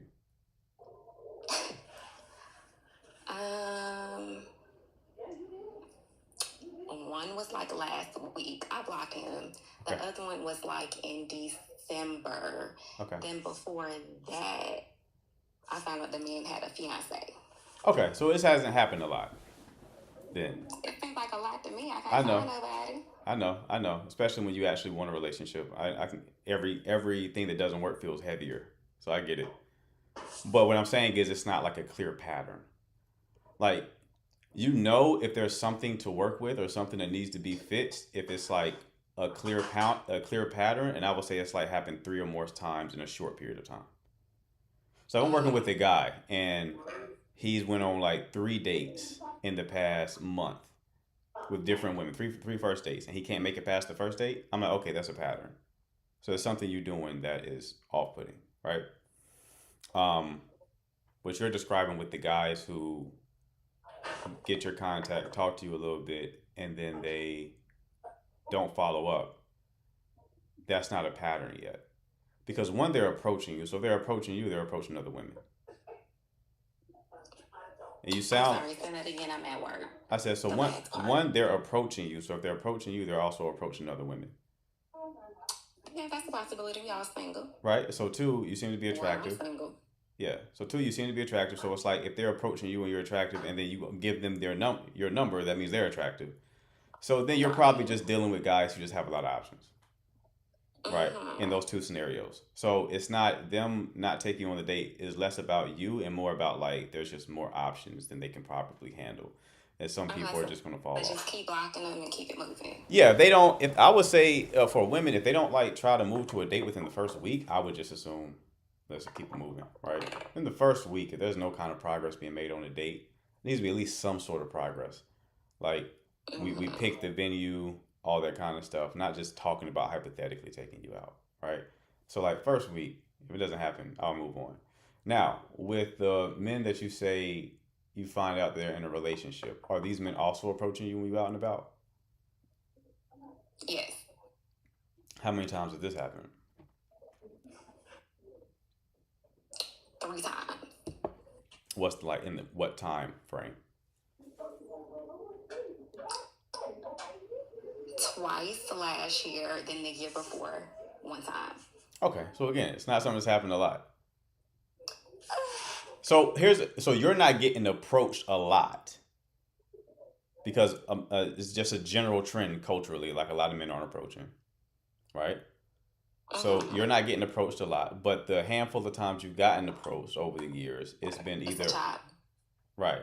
So that's what's happening, is that you're only entertaining men who approach you directly, and then the men who are approaching you directly tend to be desirable men, because desirable men are the men who typically approach because they know it's going to go in their favor, and they either are in a relationship because they're desirable, or they have a lot of options because they're desirable. And both of these scenarios leads you ass out. So what is the solution? Again, I don't know if you've been following the live for a while, but I always tell women to start putting themselves in static environments. Those are environments where you see the same people over and over and over again. This is why it's easier to make romantic connections when you're in school. And it's the reason why so many people want to date their coworkers, because when you see the same people over and over again, it builds familiarity, and the familiarity can open the door to attraction, right? So right now, I'm imagining that when you get approached, you're in a dynamic environment, meaning an environment where every time you go there, there's different people. So a bar is a dynamic environment. Brunch is a dynamic environment. The club is a dynamic environment. The Target or grocery shopping is a dynamic environment. Every time you go there, the people who are there are different, right?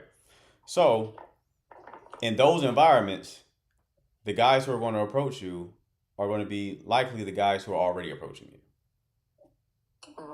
Right? So if you want to switch the type of men who approach you, you got to switch the environments. So put yourself in static environments. So what are those? Again, environments where you see the same people over and over again. That can be the gym. If you go to the gym the same time every day, you're going to sync up schedules with the other people who also go to the gym the same time every day. Thus, that's a static environment, right?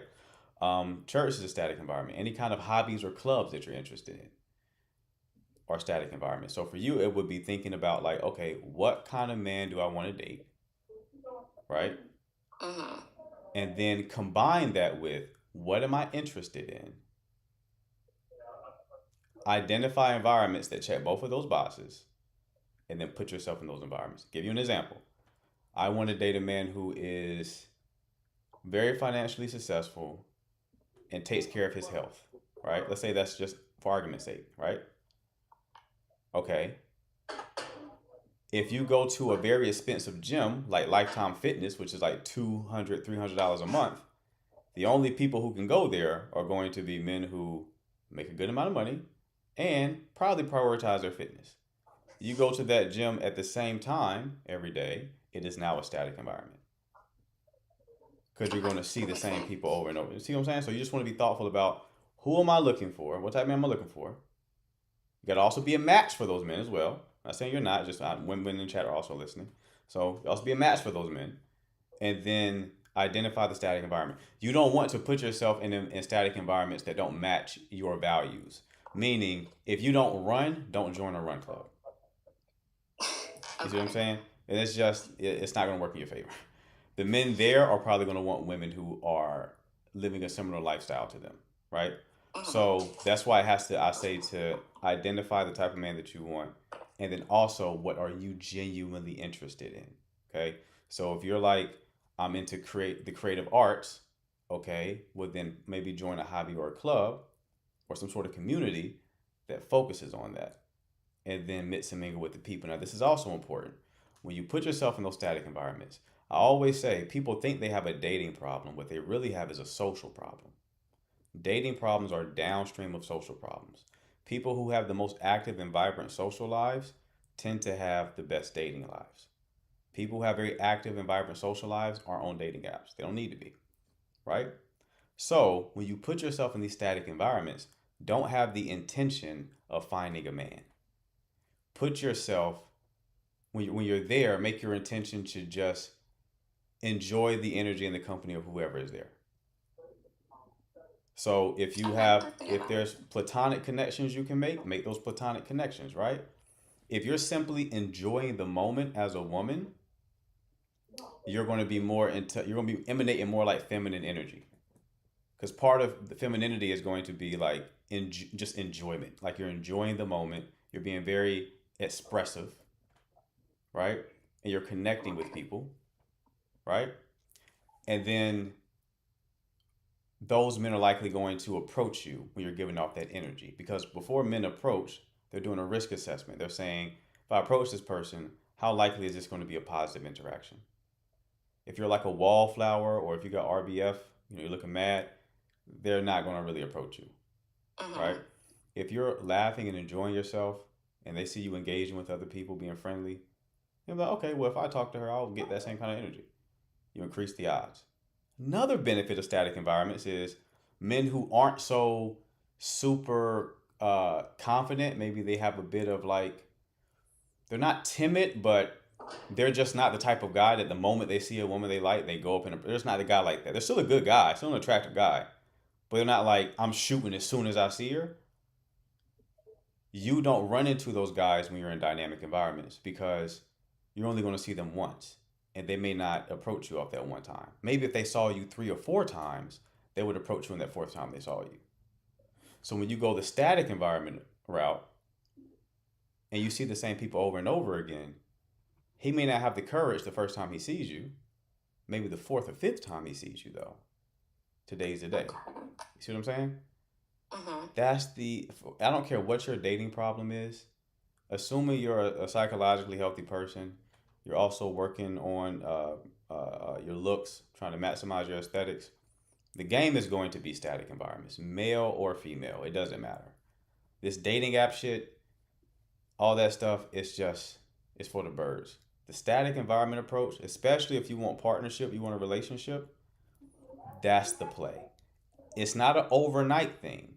This sense of like urgency that people have, they want something to come overnight, is what's fucking everybody up. The static environment play is a long-term play, but you will meet more quality people that way. Okay? Okay.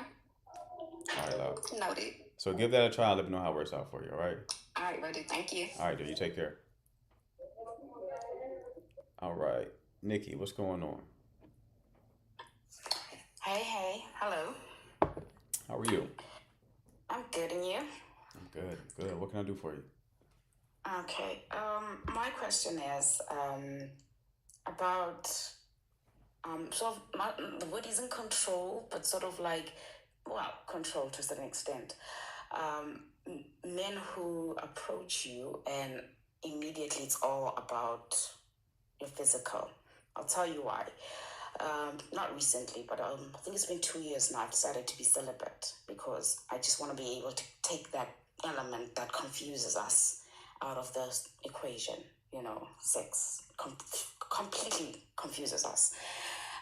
So every time a man approaches, it's all, physical. The conversation is very superficial. It's all about looks. It's all about, complimenting. And I understand men do compliment a lot.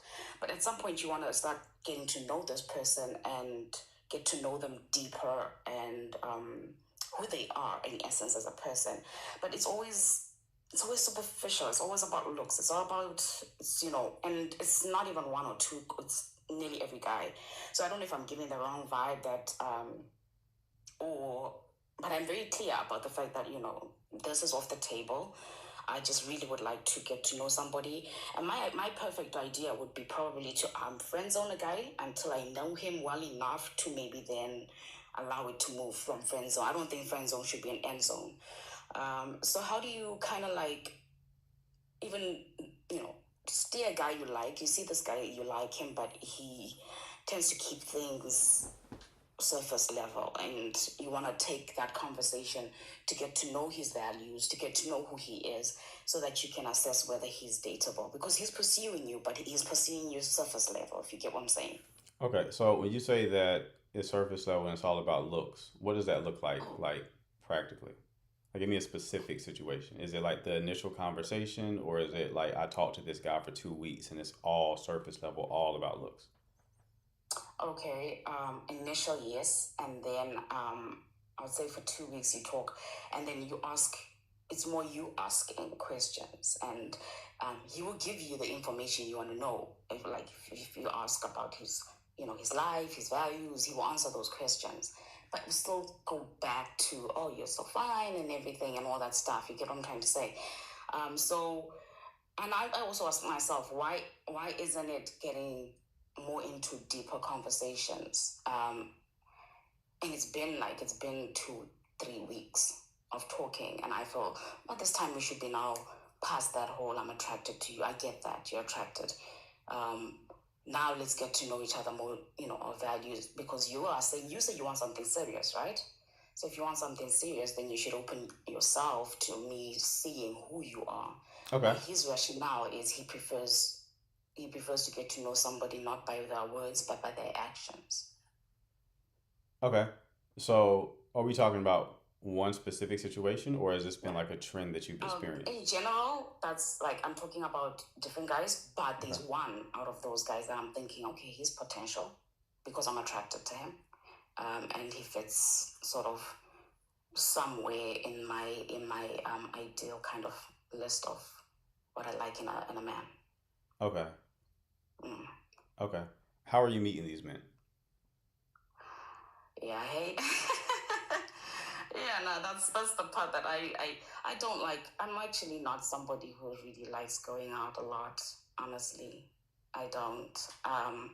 If I go, it's church, and it's conversations with people. How are you meeting them, love? Clubs or anything. So they meet, they approach me. They essentially, let me say, they DM me. They slide into my DMs. DMs where? Whether it's TikTok, whether it's Facebook, whether it's Instagram, yeah. Okay. Well, that's the first problem, right? The digital approach, it can work. I'm not saying it can't. Dating apps can work. Social media can work. All those things can work, right? Nothing tops what I just told the previous caller about static environments, okay? Because what you have to factor into that is, what I didn't say about the static environment thing is, another thing that it leverages is reputation. When you date within a community, you are benefiting from an additional variable that other domains don't include, which is reputation. If you meet someone on a dating app, you don't know anything about their reputation. If you meet someone on social media, you don't know anything about their reputation. When you meet somebody within a community, there's a reputational aspect there. Meaning, if they're in this community, they're probably not a weirdo. because they would be excommunicated from said community if they were, right? People would get them out of there if they were giving weird energy. Or somebody would warn you, like, hey, girl, he talks to everybody in here, so I would, right? Two, they'll likely treat you better because they didn't want to take the reputational hit. Someone on a dating app will probably ghost you because, what are you going to do to me? I'm going to ghost you. You meet someone at church, though, they're probably not going to ghost you because it's like, I don't want her telling Sister Susan that I ghosted her, so I'm probably not going to ghost her, right? It's just the static environment approach. It's just better. All right. So, outside of that, this one guy that you're talking to, you say you've been talking to him for 2 weeks, but he has not given you any conversation of substance? It has happened, but guided. It's like you have to draw it out of him. I have to guide him. Okay, so give me a specific example of you guiding it. What were y'all discussing? Life in general, values. We're both older age. Okay. Over 40. So his his past in terms of I think he's a divorcee. Okay. And I'm a single mom, things like that. Why divorced? And I think obviously I definitely slide in the celibacy thing, that as well, and where it came from. Things like that. Okay. Okay. So he does have some degree of substance. It's just it's like pulling teeth. Yeah. You have to guide him there for him to. Yeah. And if left to his own devices, he's not leading with that energy himself. He's talking to you about surface level topics. So like your looks and what else? And commitment, and that this is something he wants long term, stuff like that. Okay. I just wonder if I'm just being told what I want to hear because he sees that I'm a person right. that will not entertain short term. Right. So yeah, he does talk about the fact that he's in this and he's committed. Have y'all gone on any dates? We've met. But then there's the distance thing. I travel a lot. I think that's why static is sometimes a difficulty for me. Okay. I travel a lot in my job. I understand. Yeah, I mean, frustrated. yeah. Sometimes you have to leverage social media and stuff like that. Your lifestyle may because it's just. I'm just never in a place long enough for. Okay. So I think I actually like being able to get to know somebody with that barrier before it meeting in the physical, because we have really as women we have really been duped by guys when you meet them in the physical, and they fast accelerate things to physical. So I just want to get to know people who they are, and I understand social media is a barrier, but that's why I'm asking, how do you move it to get to know somebody deeper? In that sense. So, okay. The problem here is I get your diagnosis is correct, your prescription is incorrect. Okay. So the problem that you're describing is a real problem. What you're prescribing is not going to work for you. Because one, a lot of times I see with, some of my male clients do this, but I see women do it as well. They will, it was a bar, wasn't it, Crystal? Write that down. They'll get burnt, a few times. They'll date guys, and then, the guy just wants to sleep with them, yada, yada, yada. So then they overcorrect to only emphasizing compatibility. So they're like, what are you looking for? Where do you see yourself in 5 years? How many kids do you want? Compatibility is important, but when it comes to relationships, you want chemistry and compatibility, and chemistry comes first. In other words, when you first meet somebody, the goal should be to see if the two of you vibe, if y'all get along. Do you like their energy? Do you like their company? It's not to see where their mind is at. It's not to see, what are they looking for, right? It's to see, do I like spending time with this person? Okay? That's the first goal. When you don't do that, you kill the vibe and it pushes people away. It feels on our end like you're in agenda mode. Like you're not even here trying to get to know me or see if you like me. It's you have a slot that you're trying to fill, right? So it's like, I want a husband. So I'm just seeing if I can put you in this slot. So I'm gonna ask you questions to see if you will fit in this slot. Makes sense on paper. The actual experience of that is off-putting. Men do the same thing. Men will be looking for a wife. And they'll start interviewing you like, oh, okay, I want to fill this position. I need to fill it in a few months. Do you meet the qualifications? Now I don't feel like a person anymore. Just feel like it's being used in a different way. So like, yeah, someone's using you for your body. That's bad, but this is just as bad because like you're using me to just fill this vacancy that you have. Okay, so again, compatibility is great, but we lead with chemistry. We're in the present moment. Do I like you, right? And then after we determine that we like each other, now I may start to start vetting for these very serious, see if we're more compatible. But even if you're trying to figure out if you're more compatible, you still have to have a degree of finesse, right? Like, if you're abstaining, you need to date someone who is abstaining, right? Right. Well, I asked it like that was common sense, but a lot of people don't think that. They think they can convince somebody to. That's not happening, right? If you're abstaining, you need to date someone who's abstaining. Here's a mistake. Here's a mistake. Here's a mistake women make. They'll be like, "I'm abstaining. What about you?" And as a guy who wants to sleep with you, he'll probably say, "Me too." I don't remember last time I busted a nut. I don't know if I still can bust a nut, actually. I've been abstaining for so long. I'm so glad to see someone else when they grab your hand. I'm so glad to see someone else is on this journey. It's rough, isn't it? Right?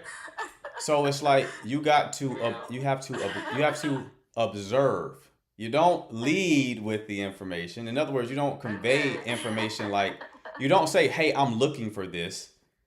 What do you got?" I actually prefer men who are really into sports, honestly. Are you into sports? Any guy with half a brain be like, "I love sports, actually. I really am really into sports, actually." Right?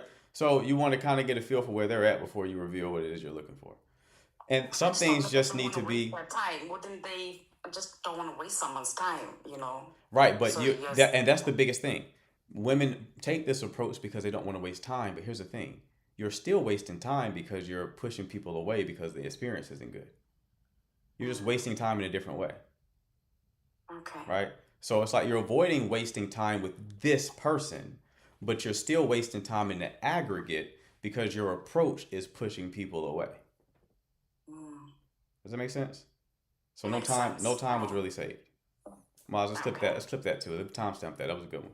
So you want to have finesse, like be able to see certain things, like look for things that indicate that somebody has the qualities that you're looking for. Right? So don't ask the direct question. Just infer. So okay, you were rude to the waiter, so you're probably not, you're not, you're talking shit about your ex, and while they probably did do you wrong, but I know I'm probably just going to occupy the same position she's occupying now. So eventually you'll just talk shit about me, right? You're not taking care of your kids that you currently have, so you're probably not going to take care of the kids that we have, right? We just have to leverage some common sense here. It's in the experience. It doesn't need to be. Here's a perfect example. I'm a screenwriter, right? More as a screenwriter. One of the biggest lessons with screenwriting is they tell you to show, don't tell. Lazy screenwriting is when a screenwriter has the character tell the audience what's going on. So when you learn screenwriting, they tell you need to show it visually. You need to show what you want to convey to the audience instead of lazily telling them. So when you're on dates, you need to observe. Take that same advice. Observe the action that is being displayed to you, right? And then create a picture of the individual based on what you are seeing. Not to just, because women are very sensitive to wanting to believe something, and then if the man speaks in the way to make them think that the thing they already want to believe is true, they'll take it as truth. So words for y'all are very dangerous.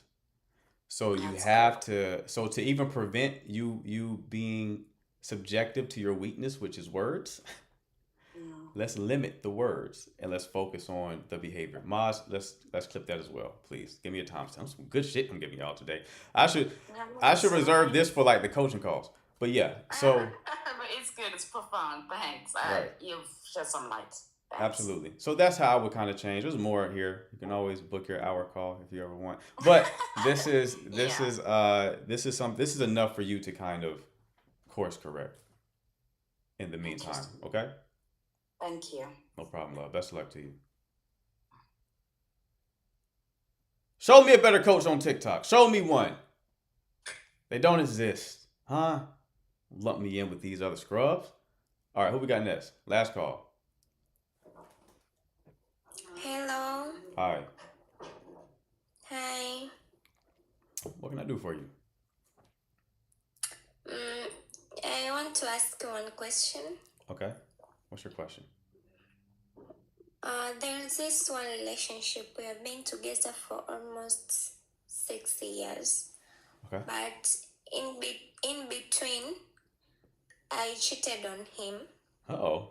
about 2 or 3 years before those 6 years until now. But after I cheated on him, I wanted for us to break up, but he didn't want us to break up. Uh-huh.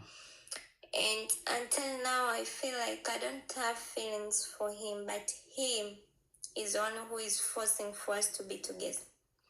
So I don't know what should I do in order to move on. Does he know you cheated on him? He know. And he's like, I don't care. How old are you two? Me, I'm 25. I'm turning in May 25 years. And he's almost 30 now. So you want to break up, he didn't, so you cheated on him. He knows you cheated on him, but he still doesn't want to break up. Yes. Okay. You do know that you can just break up with him, right? Yes, I want to break up with him, but he doesn't want. He's making a lot of obstacles. He's saying a lot of things that. So I don't know what should I do in order to move on.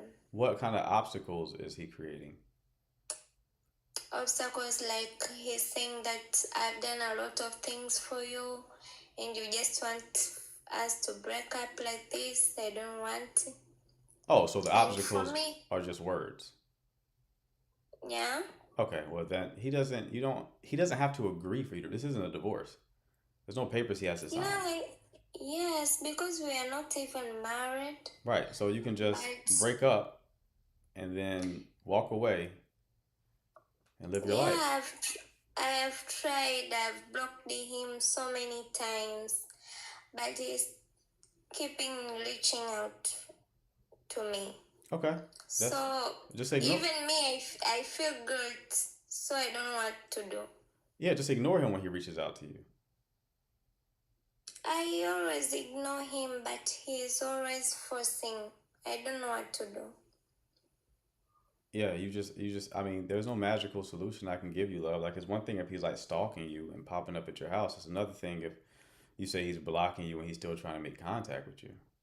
Like, just break up with him. We're done. Block him. And then when he calls, don't answer. And when he texts, don't answer. When he sees you out and about, you don't gotta respond. If he tries to get physical in any way, just get the authorities involved. But yeah, you don't need him to agree with you that y'all are broken up. The moment you say we're broken up, y'all are effectively broken up. Okay? Okay. All right, love. You take care. Okay, thank you. Imagine someone who sounds like that cheating on you. That would be my 13th reason. That's not the voice of someone who cheats. Shorty who had the bikini on, she got the voice. She got the voice when it's like, I cheated on you. I'm like, sure you did. You sound like you would. Checks out. your tone. You got a cheating tone, right? Shorty, I cheated on you. What? Huh? You really can't. You really can't. And my fellas have been in that situation. They get with someone who's like quiet girl, stuff like that, and just be out there. Huh? It'd be a circus. Dun, dun, dun, dun, dun, dun, dun. It's like, where did that come from? I met you at the library. You were reading Twilight. Where did this shit come from? Huh? No more callers. If you have a question, you can drop it in the chat. I'll kick it with y'all for a little while longer. Again, you also, if you need coaching, man or woman. I work with guys for like 3 months, but I'll also give them an hour call if that's what they want. And guys, if y'all get an hour call and eventually you want the full coaching package, I'll credit the price to the full coaching package. So you're not paying any additional money.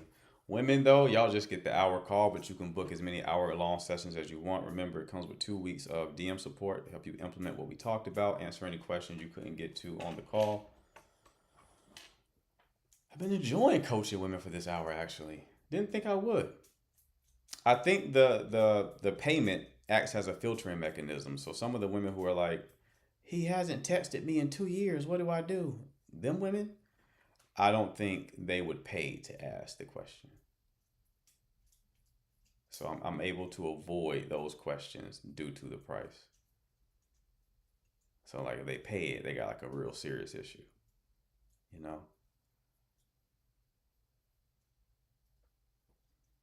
Although the first woman, when I tried this like a couple of months back, she was in one of those situations. That's when I was like, I'm not doing it no more. We don't like the situationship questions. Anyway, yes, if you have any questions, you can drop them in the chat. I tell y'all, last night I was streaming all night. Nay, who's a follower who I deeply appreciate. Oh, the people who sent gifts, Crystal, whoever sent gifts, I appreciate that very much. Whoever else wants to send gifts is also appreciated, right? But Nay had to hit me up in the DMs like, you're still streaming, right? This was like 2 hours after I got off stream on YouTube. So I had to immediately private that video. There was some behind the scenes y'all can't get access to. Yeah, she definitely a real one. Because I would still be live right now. So shout out to her. For sure.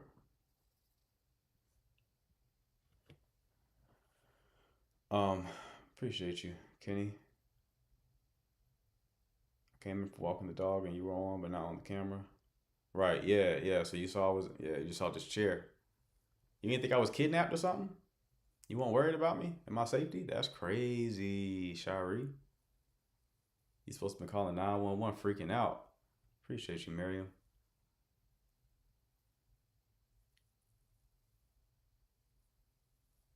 I was talking? Yeah, I was talking. So I was talking. I'm gonna go ahead and delete that. Delete that. Appreciate you, Miriam.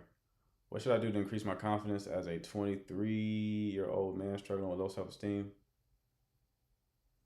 Do things that you're proud of. Stop doing things that make you feel shame. And do more things that make you proud of yourself. It's the quickest way to improve your energy in that point, from that perspective. So a great thing to do is to write down your values. What are your values? Okay. Then start assessing your day based on how congruent your behavior was with your spoken values. So if you value creativity, most people have never written down their values, by the way. It's a good practice for everyone. Really clarifies things. Write down your values, okay? You have about 5 to 7 of them. Not a lot. What is important to you? And you don't have to dream up values. They kind of emerge from just you living your life. Like me, I'm very family oriented. How do I know that? Because I spend a lot of time around my family. I haven't like decided that family is going to be important. It's just naturally important to me. So you clarify your values and start judging yourself based on how congruent you are with your values. You'll immediately start feeling better about yourself. You need evidence, essentially, to raise your confidence and self-esteem. Evidence is required. All right. I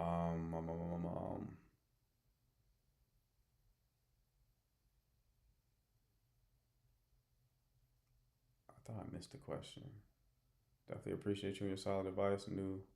What's your relationship status? Single.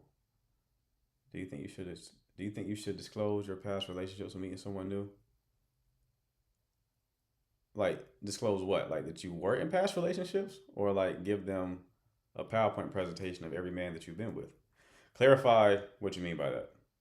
I couldn't message you because I already messaged you once before. Okay, I'll respond to that, Shari. I get so many messages, sometimes they're lost.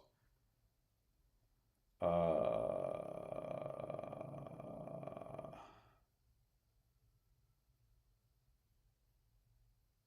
be doing it after this. Cool. What should a man do if his woman cheats on him? Leave.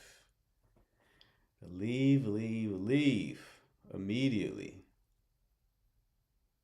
Also, act like it didn't bother you as well. I told y'all, when people like that really fucks people's heads up. I know it's kind of like toxic advice.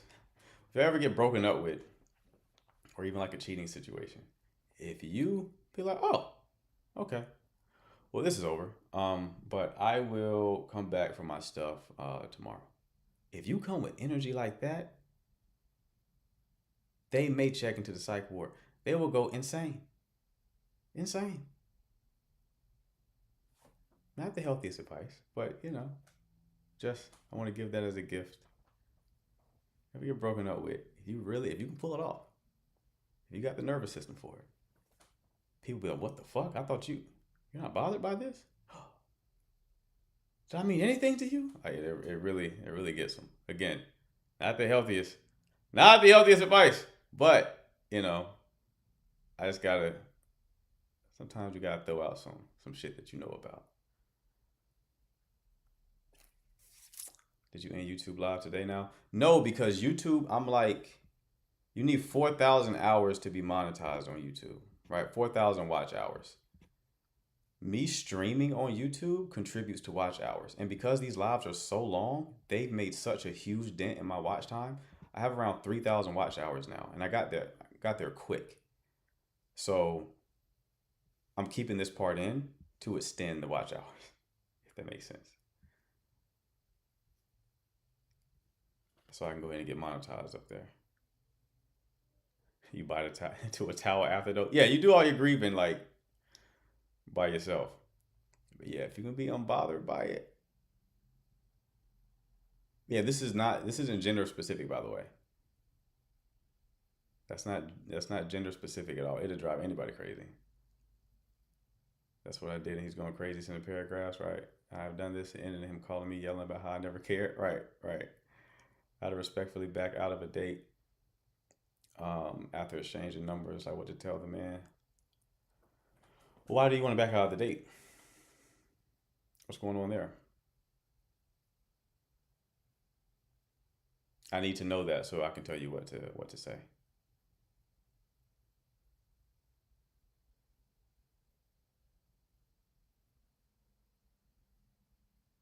I did that. I had to call the police on him, but it worked, right? It's especially true for guys, right? It's funny because it works differently based on who the gender is. So men will go crazy, right? But women, so guys, if women break up with you, this is very powerful to do because women are so like present moment. The feminine is so present moment awareness. Like a lot of guys get mad because if a woman breaks up with them, they're like, what? All the stuff I've done for you? And it's like, yeah, she understands that logically, but her decision that she's making romantically is based on how she's feeling in the moment. It's feeling focused. So she can understand intellectually all the things you've done, even appreciate that. But the decision she's making right now is predicated on how she feels in the moment, how she feels about you in the moment, and how your woman feels about you can be in a state of flux, right? She can come into the relationship with the most admiration and respect for you, but then through the relationship, she's like, oh, he's not the guy I thought he was, right? And then want to break up with you. But if you catch her early enough, change your behavior, you can also change how they perceive you again. Does that make sense? So if she wants to break up for you because if she wants to break up with you because she like has lost respect for you or doesn't really see you as that attractive man anymore, you being unbothered when she does break up with you makes her reconsider. Maybe I was wrong. Because she expected you to be weak. She expected you to be needy. But then you handling the breakup with grace will make her be like, she may respect you a little bit more for it. And respect and desire are linked for women. You see the game? There's a lot of things. It's a very interesting subject matter. That's why I coach.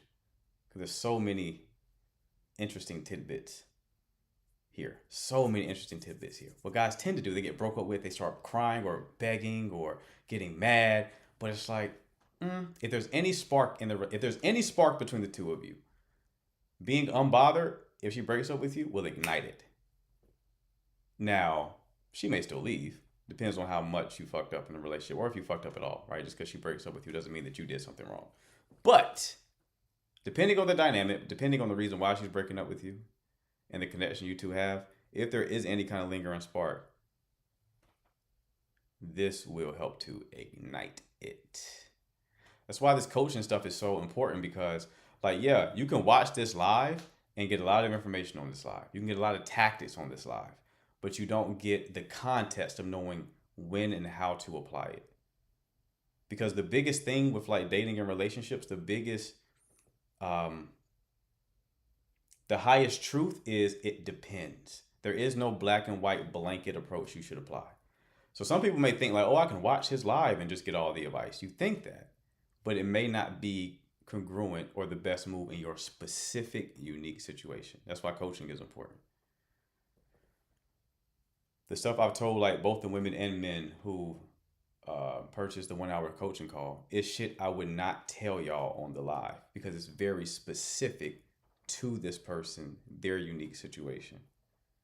There's no blanket advice.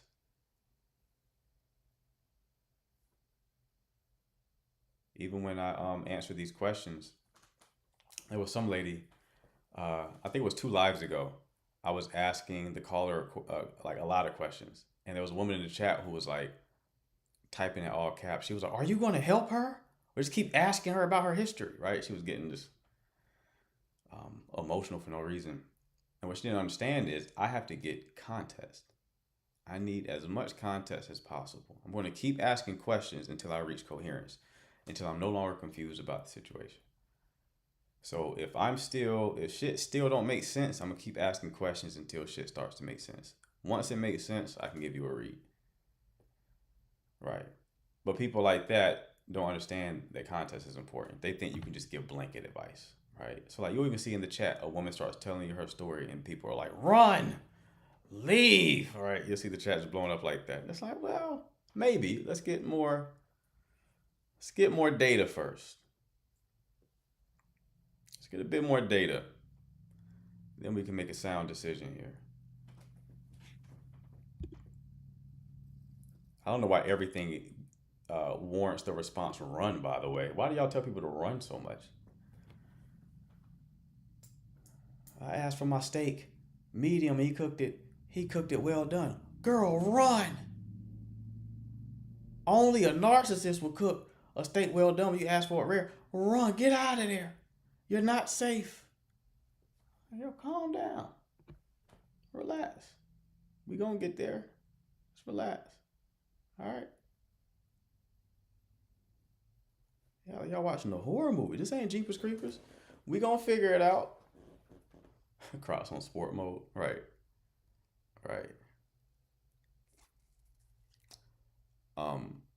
I also upload these lives on YouTube. Once I stop streaming, they just naturally upload to YouTube. So if you ever want to watch previous lives, Maybe you miss one. Remember, I go live twice a day at 12 p.m. Eastern Time and 9 p.m. Eastern Time. Every day except for Sundays. I take Sundays off. You can always watch the replay on YouTube. Link in bio for that. Except for the one last night till I edited. Can't see that one yet.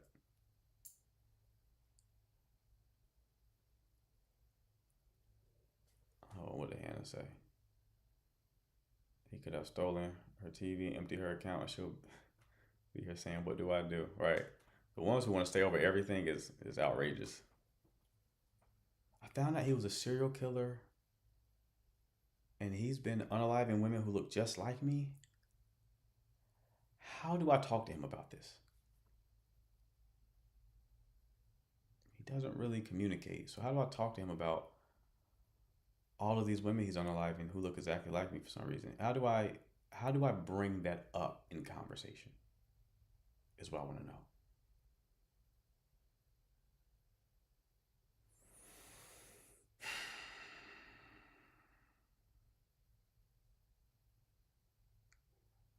Watching this live, you're like, if you're in a bad situation, you'll quickly learn, like, maybe my relationship isn't that bad, right? Have any of y'all thought that?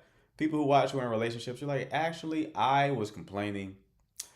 Babe, I love you so much. We should actually get married, because what I'm seeing out here is, whoa.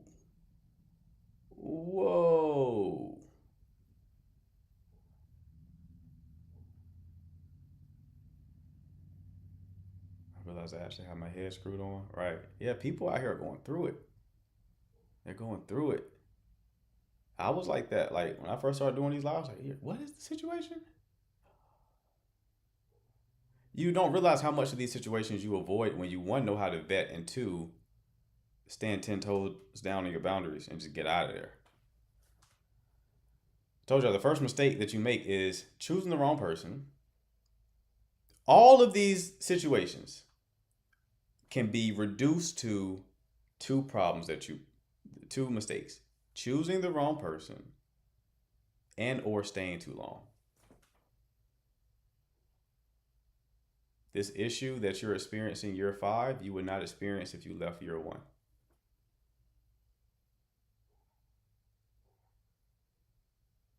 Right? So yeah, boundaries and vetting are incredibly important. There's also an aspect of you working on yourself so that you can start resonating with people who, are a bit more quality. Quality people tend to want other quality people. That's something a lot of people. Too many people are they're too fixated on things outside of themselves. So they're like, how do I get a person like this? It's like, well, would a person like that want you? I know that's cliche, but it's the truth, right? It's cliche for a reason. You're focusing too much externally. You got to put some internal focus on you. So the mistake that both men and women make is they'll do the work on themselves, but they'll do work that they think makes them valuable. They don't think, they have a poor theory of mind. Theory of mind is essentially looking at things from the other person's perspective. So they're not considering what the other person values, what the other person wants, and then adjusting accordingly. You'll see that typically with women being like, I got my PhD, I'm educated, yada, yada, yada, right? Great, fantastic things. Those things do matter, especially if the man himself is educated, right? They don't make you desirable, though. Spark and safety. You need both spark and safety. Your education is a safety thing. That probably makes you more compatible. It doesn't make you desirable, though. It's like a guy who's a really nice guy, right? He's really kind to you. He's chivalrous. But him being chivalrous don't make you want to toot that ass up. Chivalry don't make you want to toot that ass up.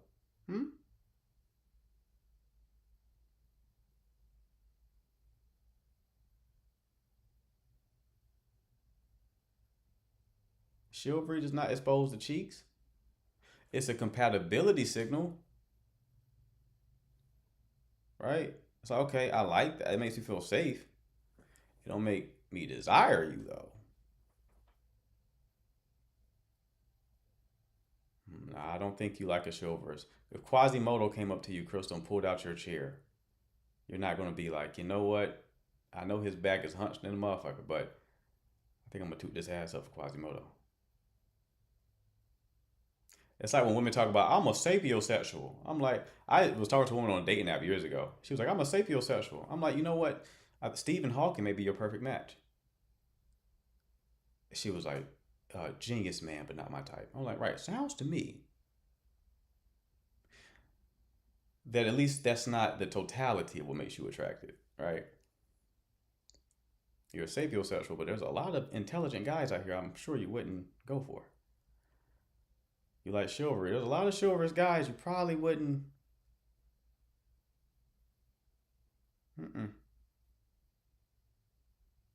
Not dropping the draws for chivalry. It's a comfort trait, sure. It's a safety trait. It ain't desirable though. Here's what you're thinking in the woman brain. In the woman brain, when I say man and date, you're automatically defaulting to attractive men who you're already attracted to. And in that context, an attractive man that you're already attracted to, being chivalrous makes him more attractive.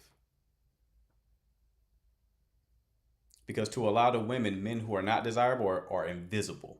So they're not even in your imagination. So you imagine, when I say date, man, chivalry, you went to attractive man, I'm on a date with him and he's chivalrous. Yeah, so chivalry is attractive.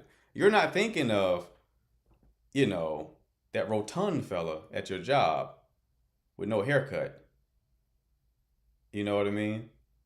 Who's like, Adidas are like leaning a little bit. And his foot go out like this. He don't walk straight, his foot is out. So he got a very weird gait. You're not thinking of him pulling your chair out. You see what I'm saying? It's very interesting. This stuff is very interesting. Yes, y'all not thinking of the unattractive guys. You're thinking of Shamar Moore or Morris Chestnut. You're on a date with him. And he's being chivalrous. And it's like, well, yes, that amplifies how attractive you are.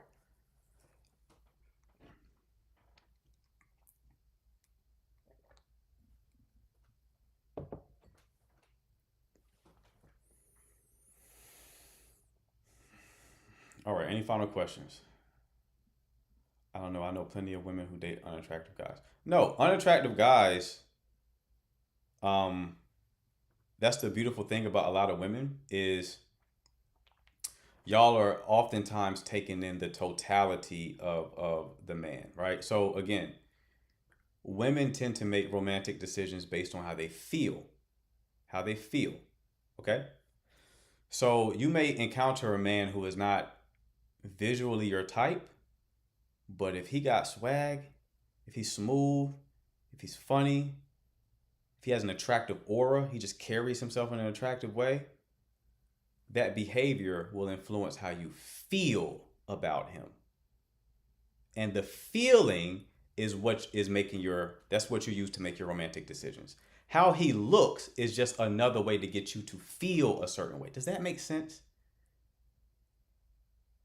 Even in a physically attractive guy, his physical attractiveness is influencing how you feel, but your feeling is what's making you make the romantic decision.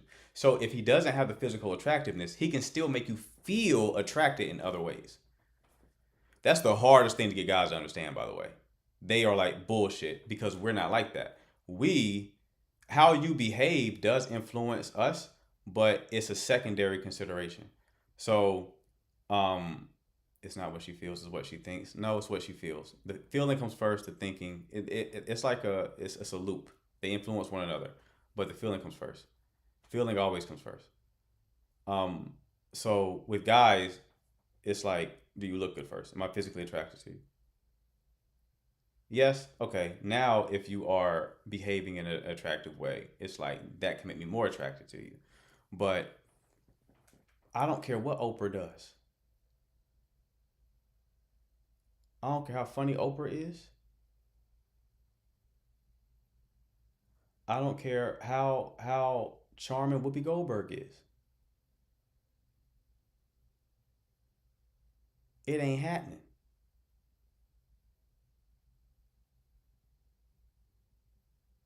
If Oprah come up off that wallet, I may entertain it. But Whoopi, fuck no. Whoopi? The View? Such an odd name. You work for The View. I don't like The View, beloved. I don't like The View. the view that I'm seeing right now, like, so it don't matter what Whoopi does. Can't do it. I know, I'm just playing. This is a callback to, I've talked about Whoopi before. So people who've been following it for a while, they know the Whoopi joke. But anyway, you catch my drift. You can understand what I'm saying. Also, Whoopi is gorgeous. All right, let's relax. TikTok guidelines, she's very beautiful, actually. We respect the guidelines over here in this live. So all people are beautiful, TikTok, because we're anti-bullying over here at TikTok.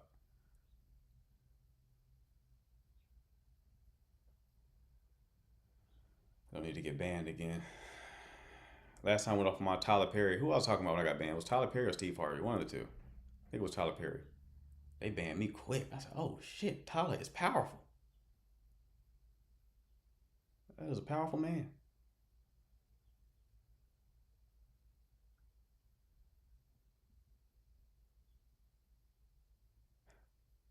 All right, people. I'm going to go ahead and head out. I got calls coming up. If you're new here, make sure to follow. I'll go live again tonight at 9 p.m. Eastern Time. Again, if you need coaching, shoot me a DM. It's paid, by the way. It's not free coaching. We're not going to give you any advice in the DM. All the advice will take place after the payment and on the call. All right? Appreciate the mods. Appreciate the chat. I will see you all tonight. Y'all take care.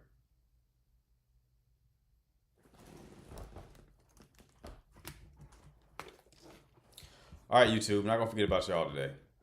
Y'all be easy.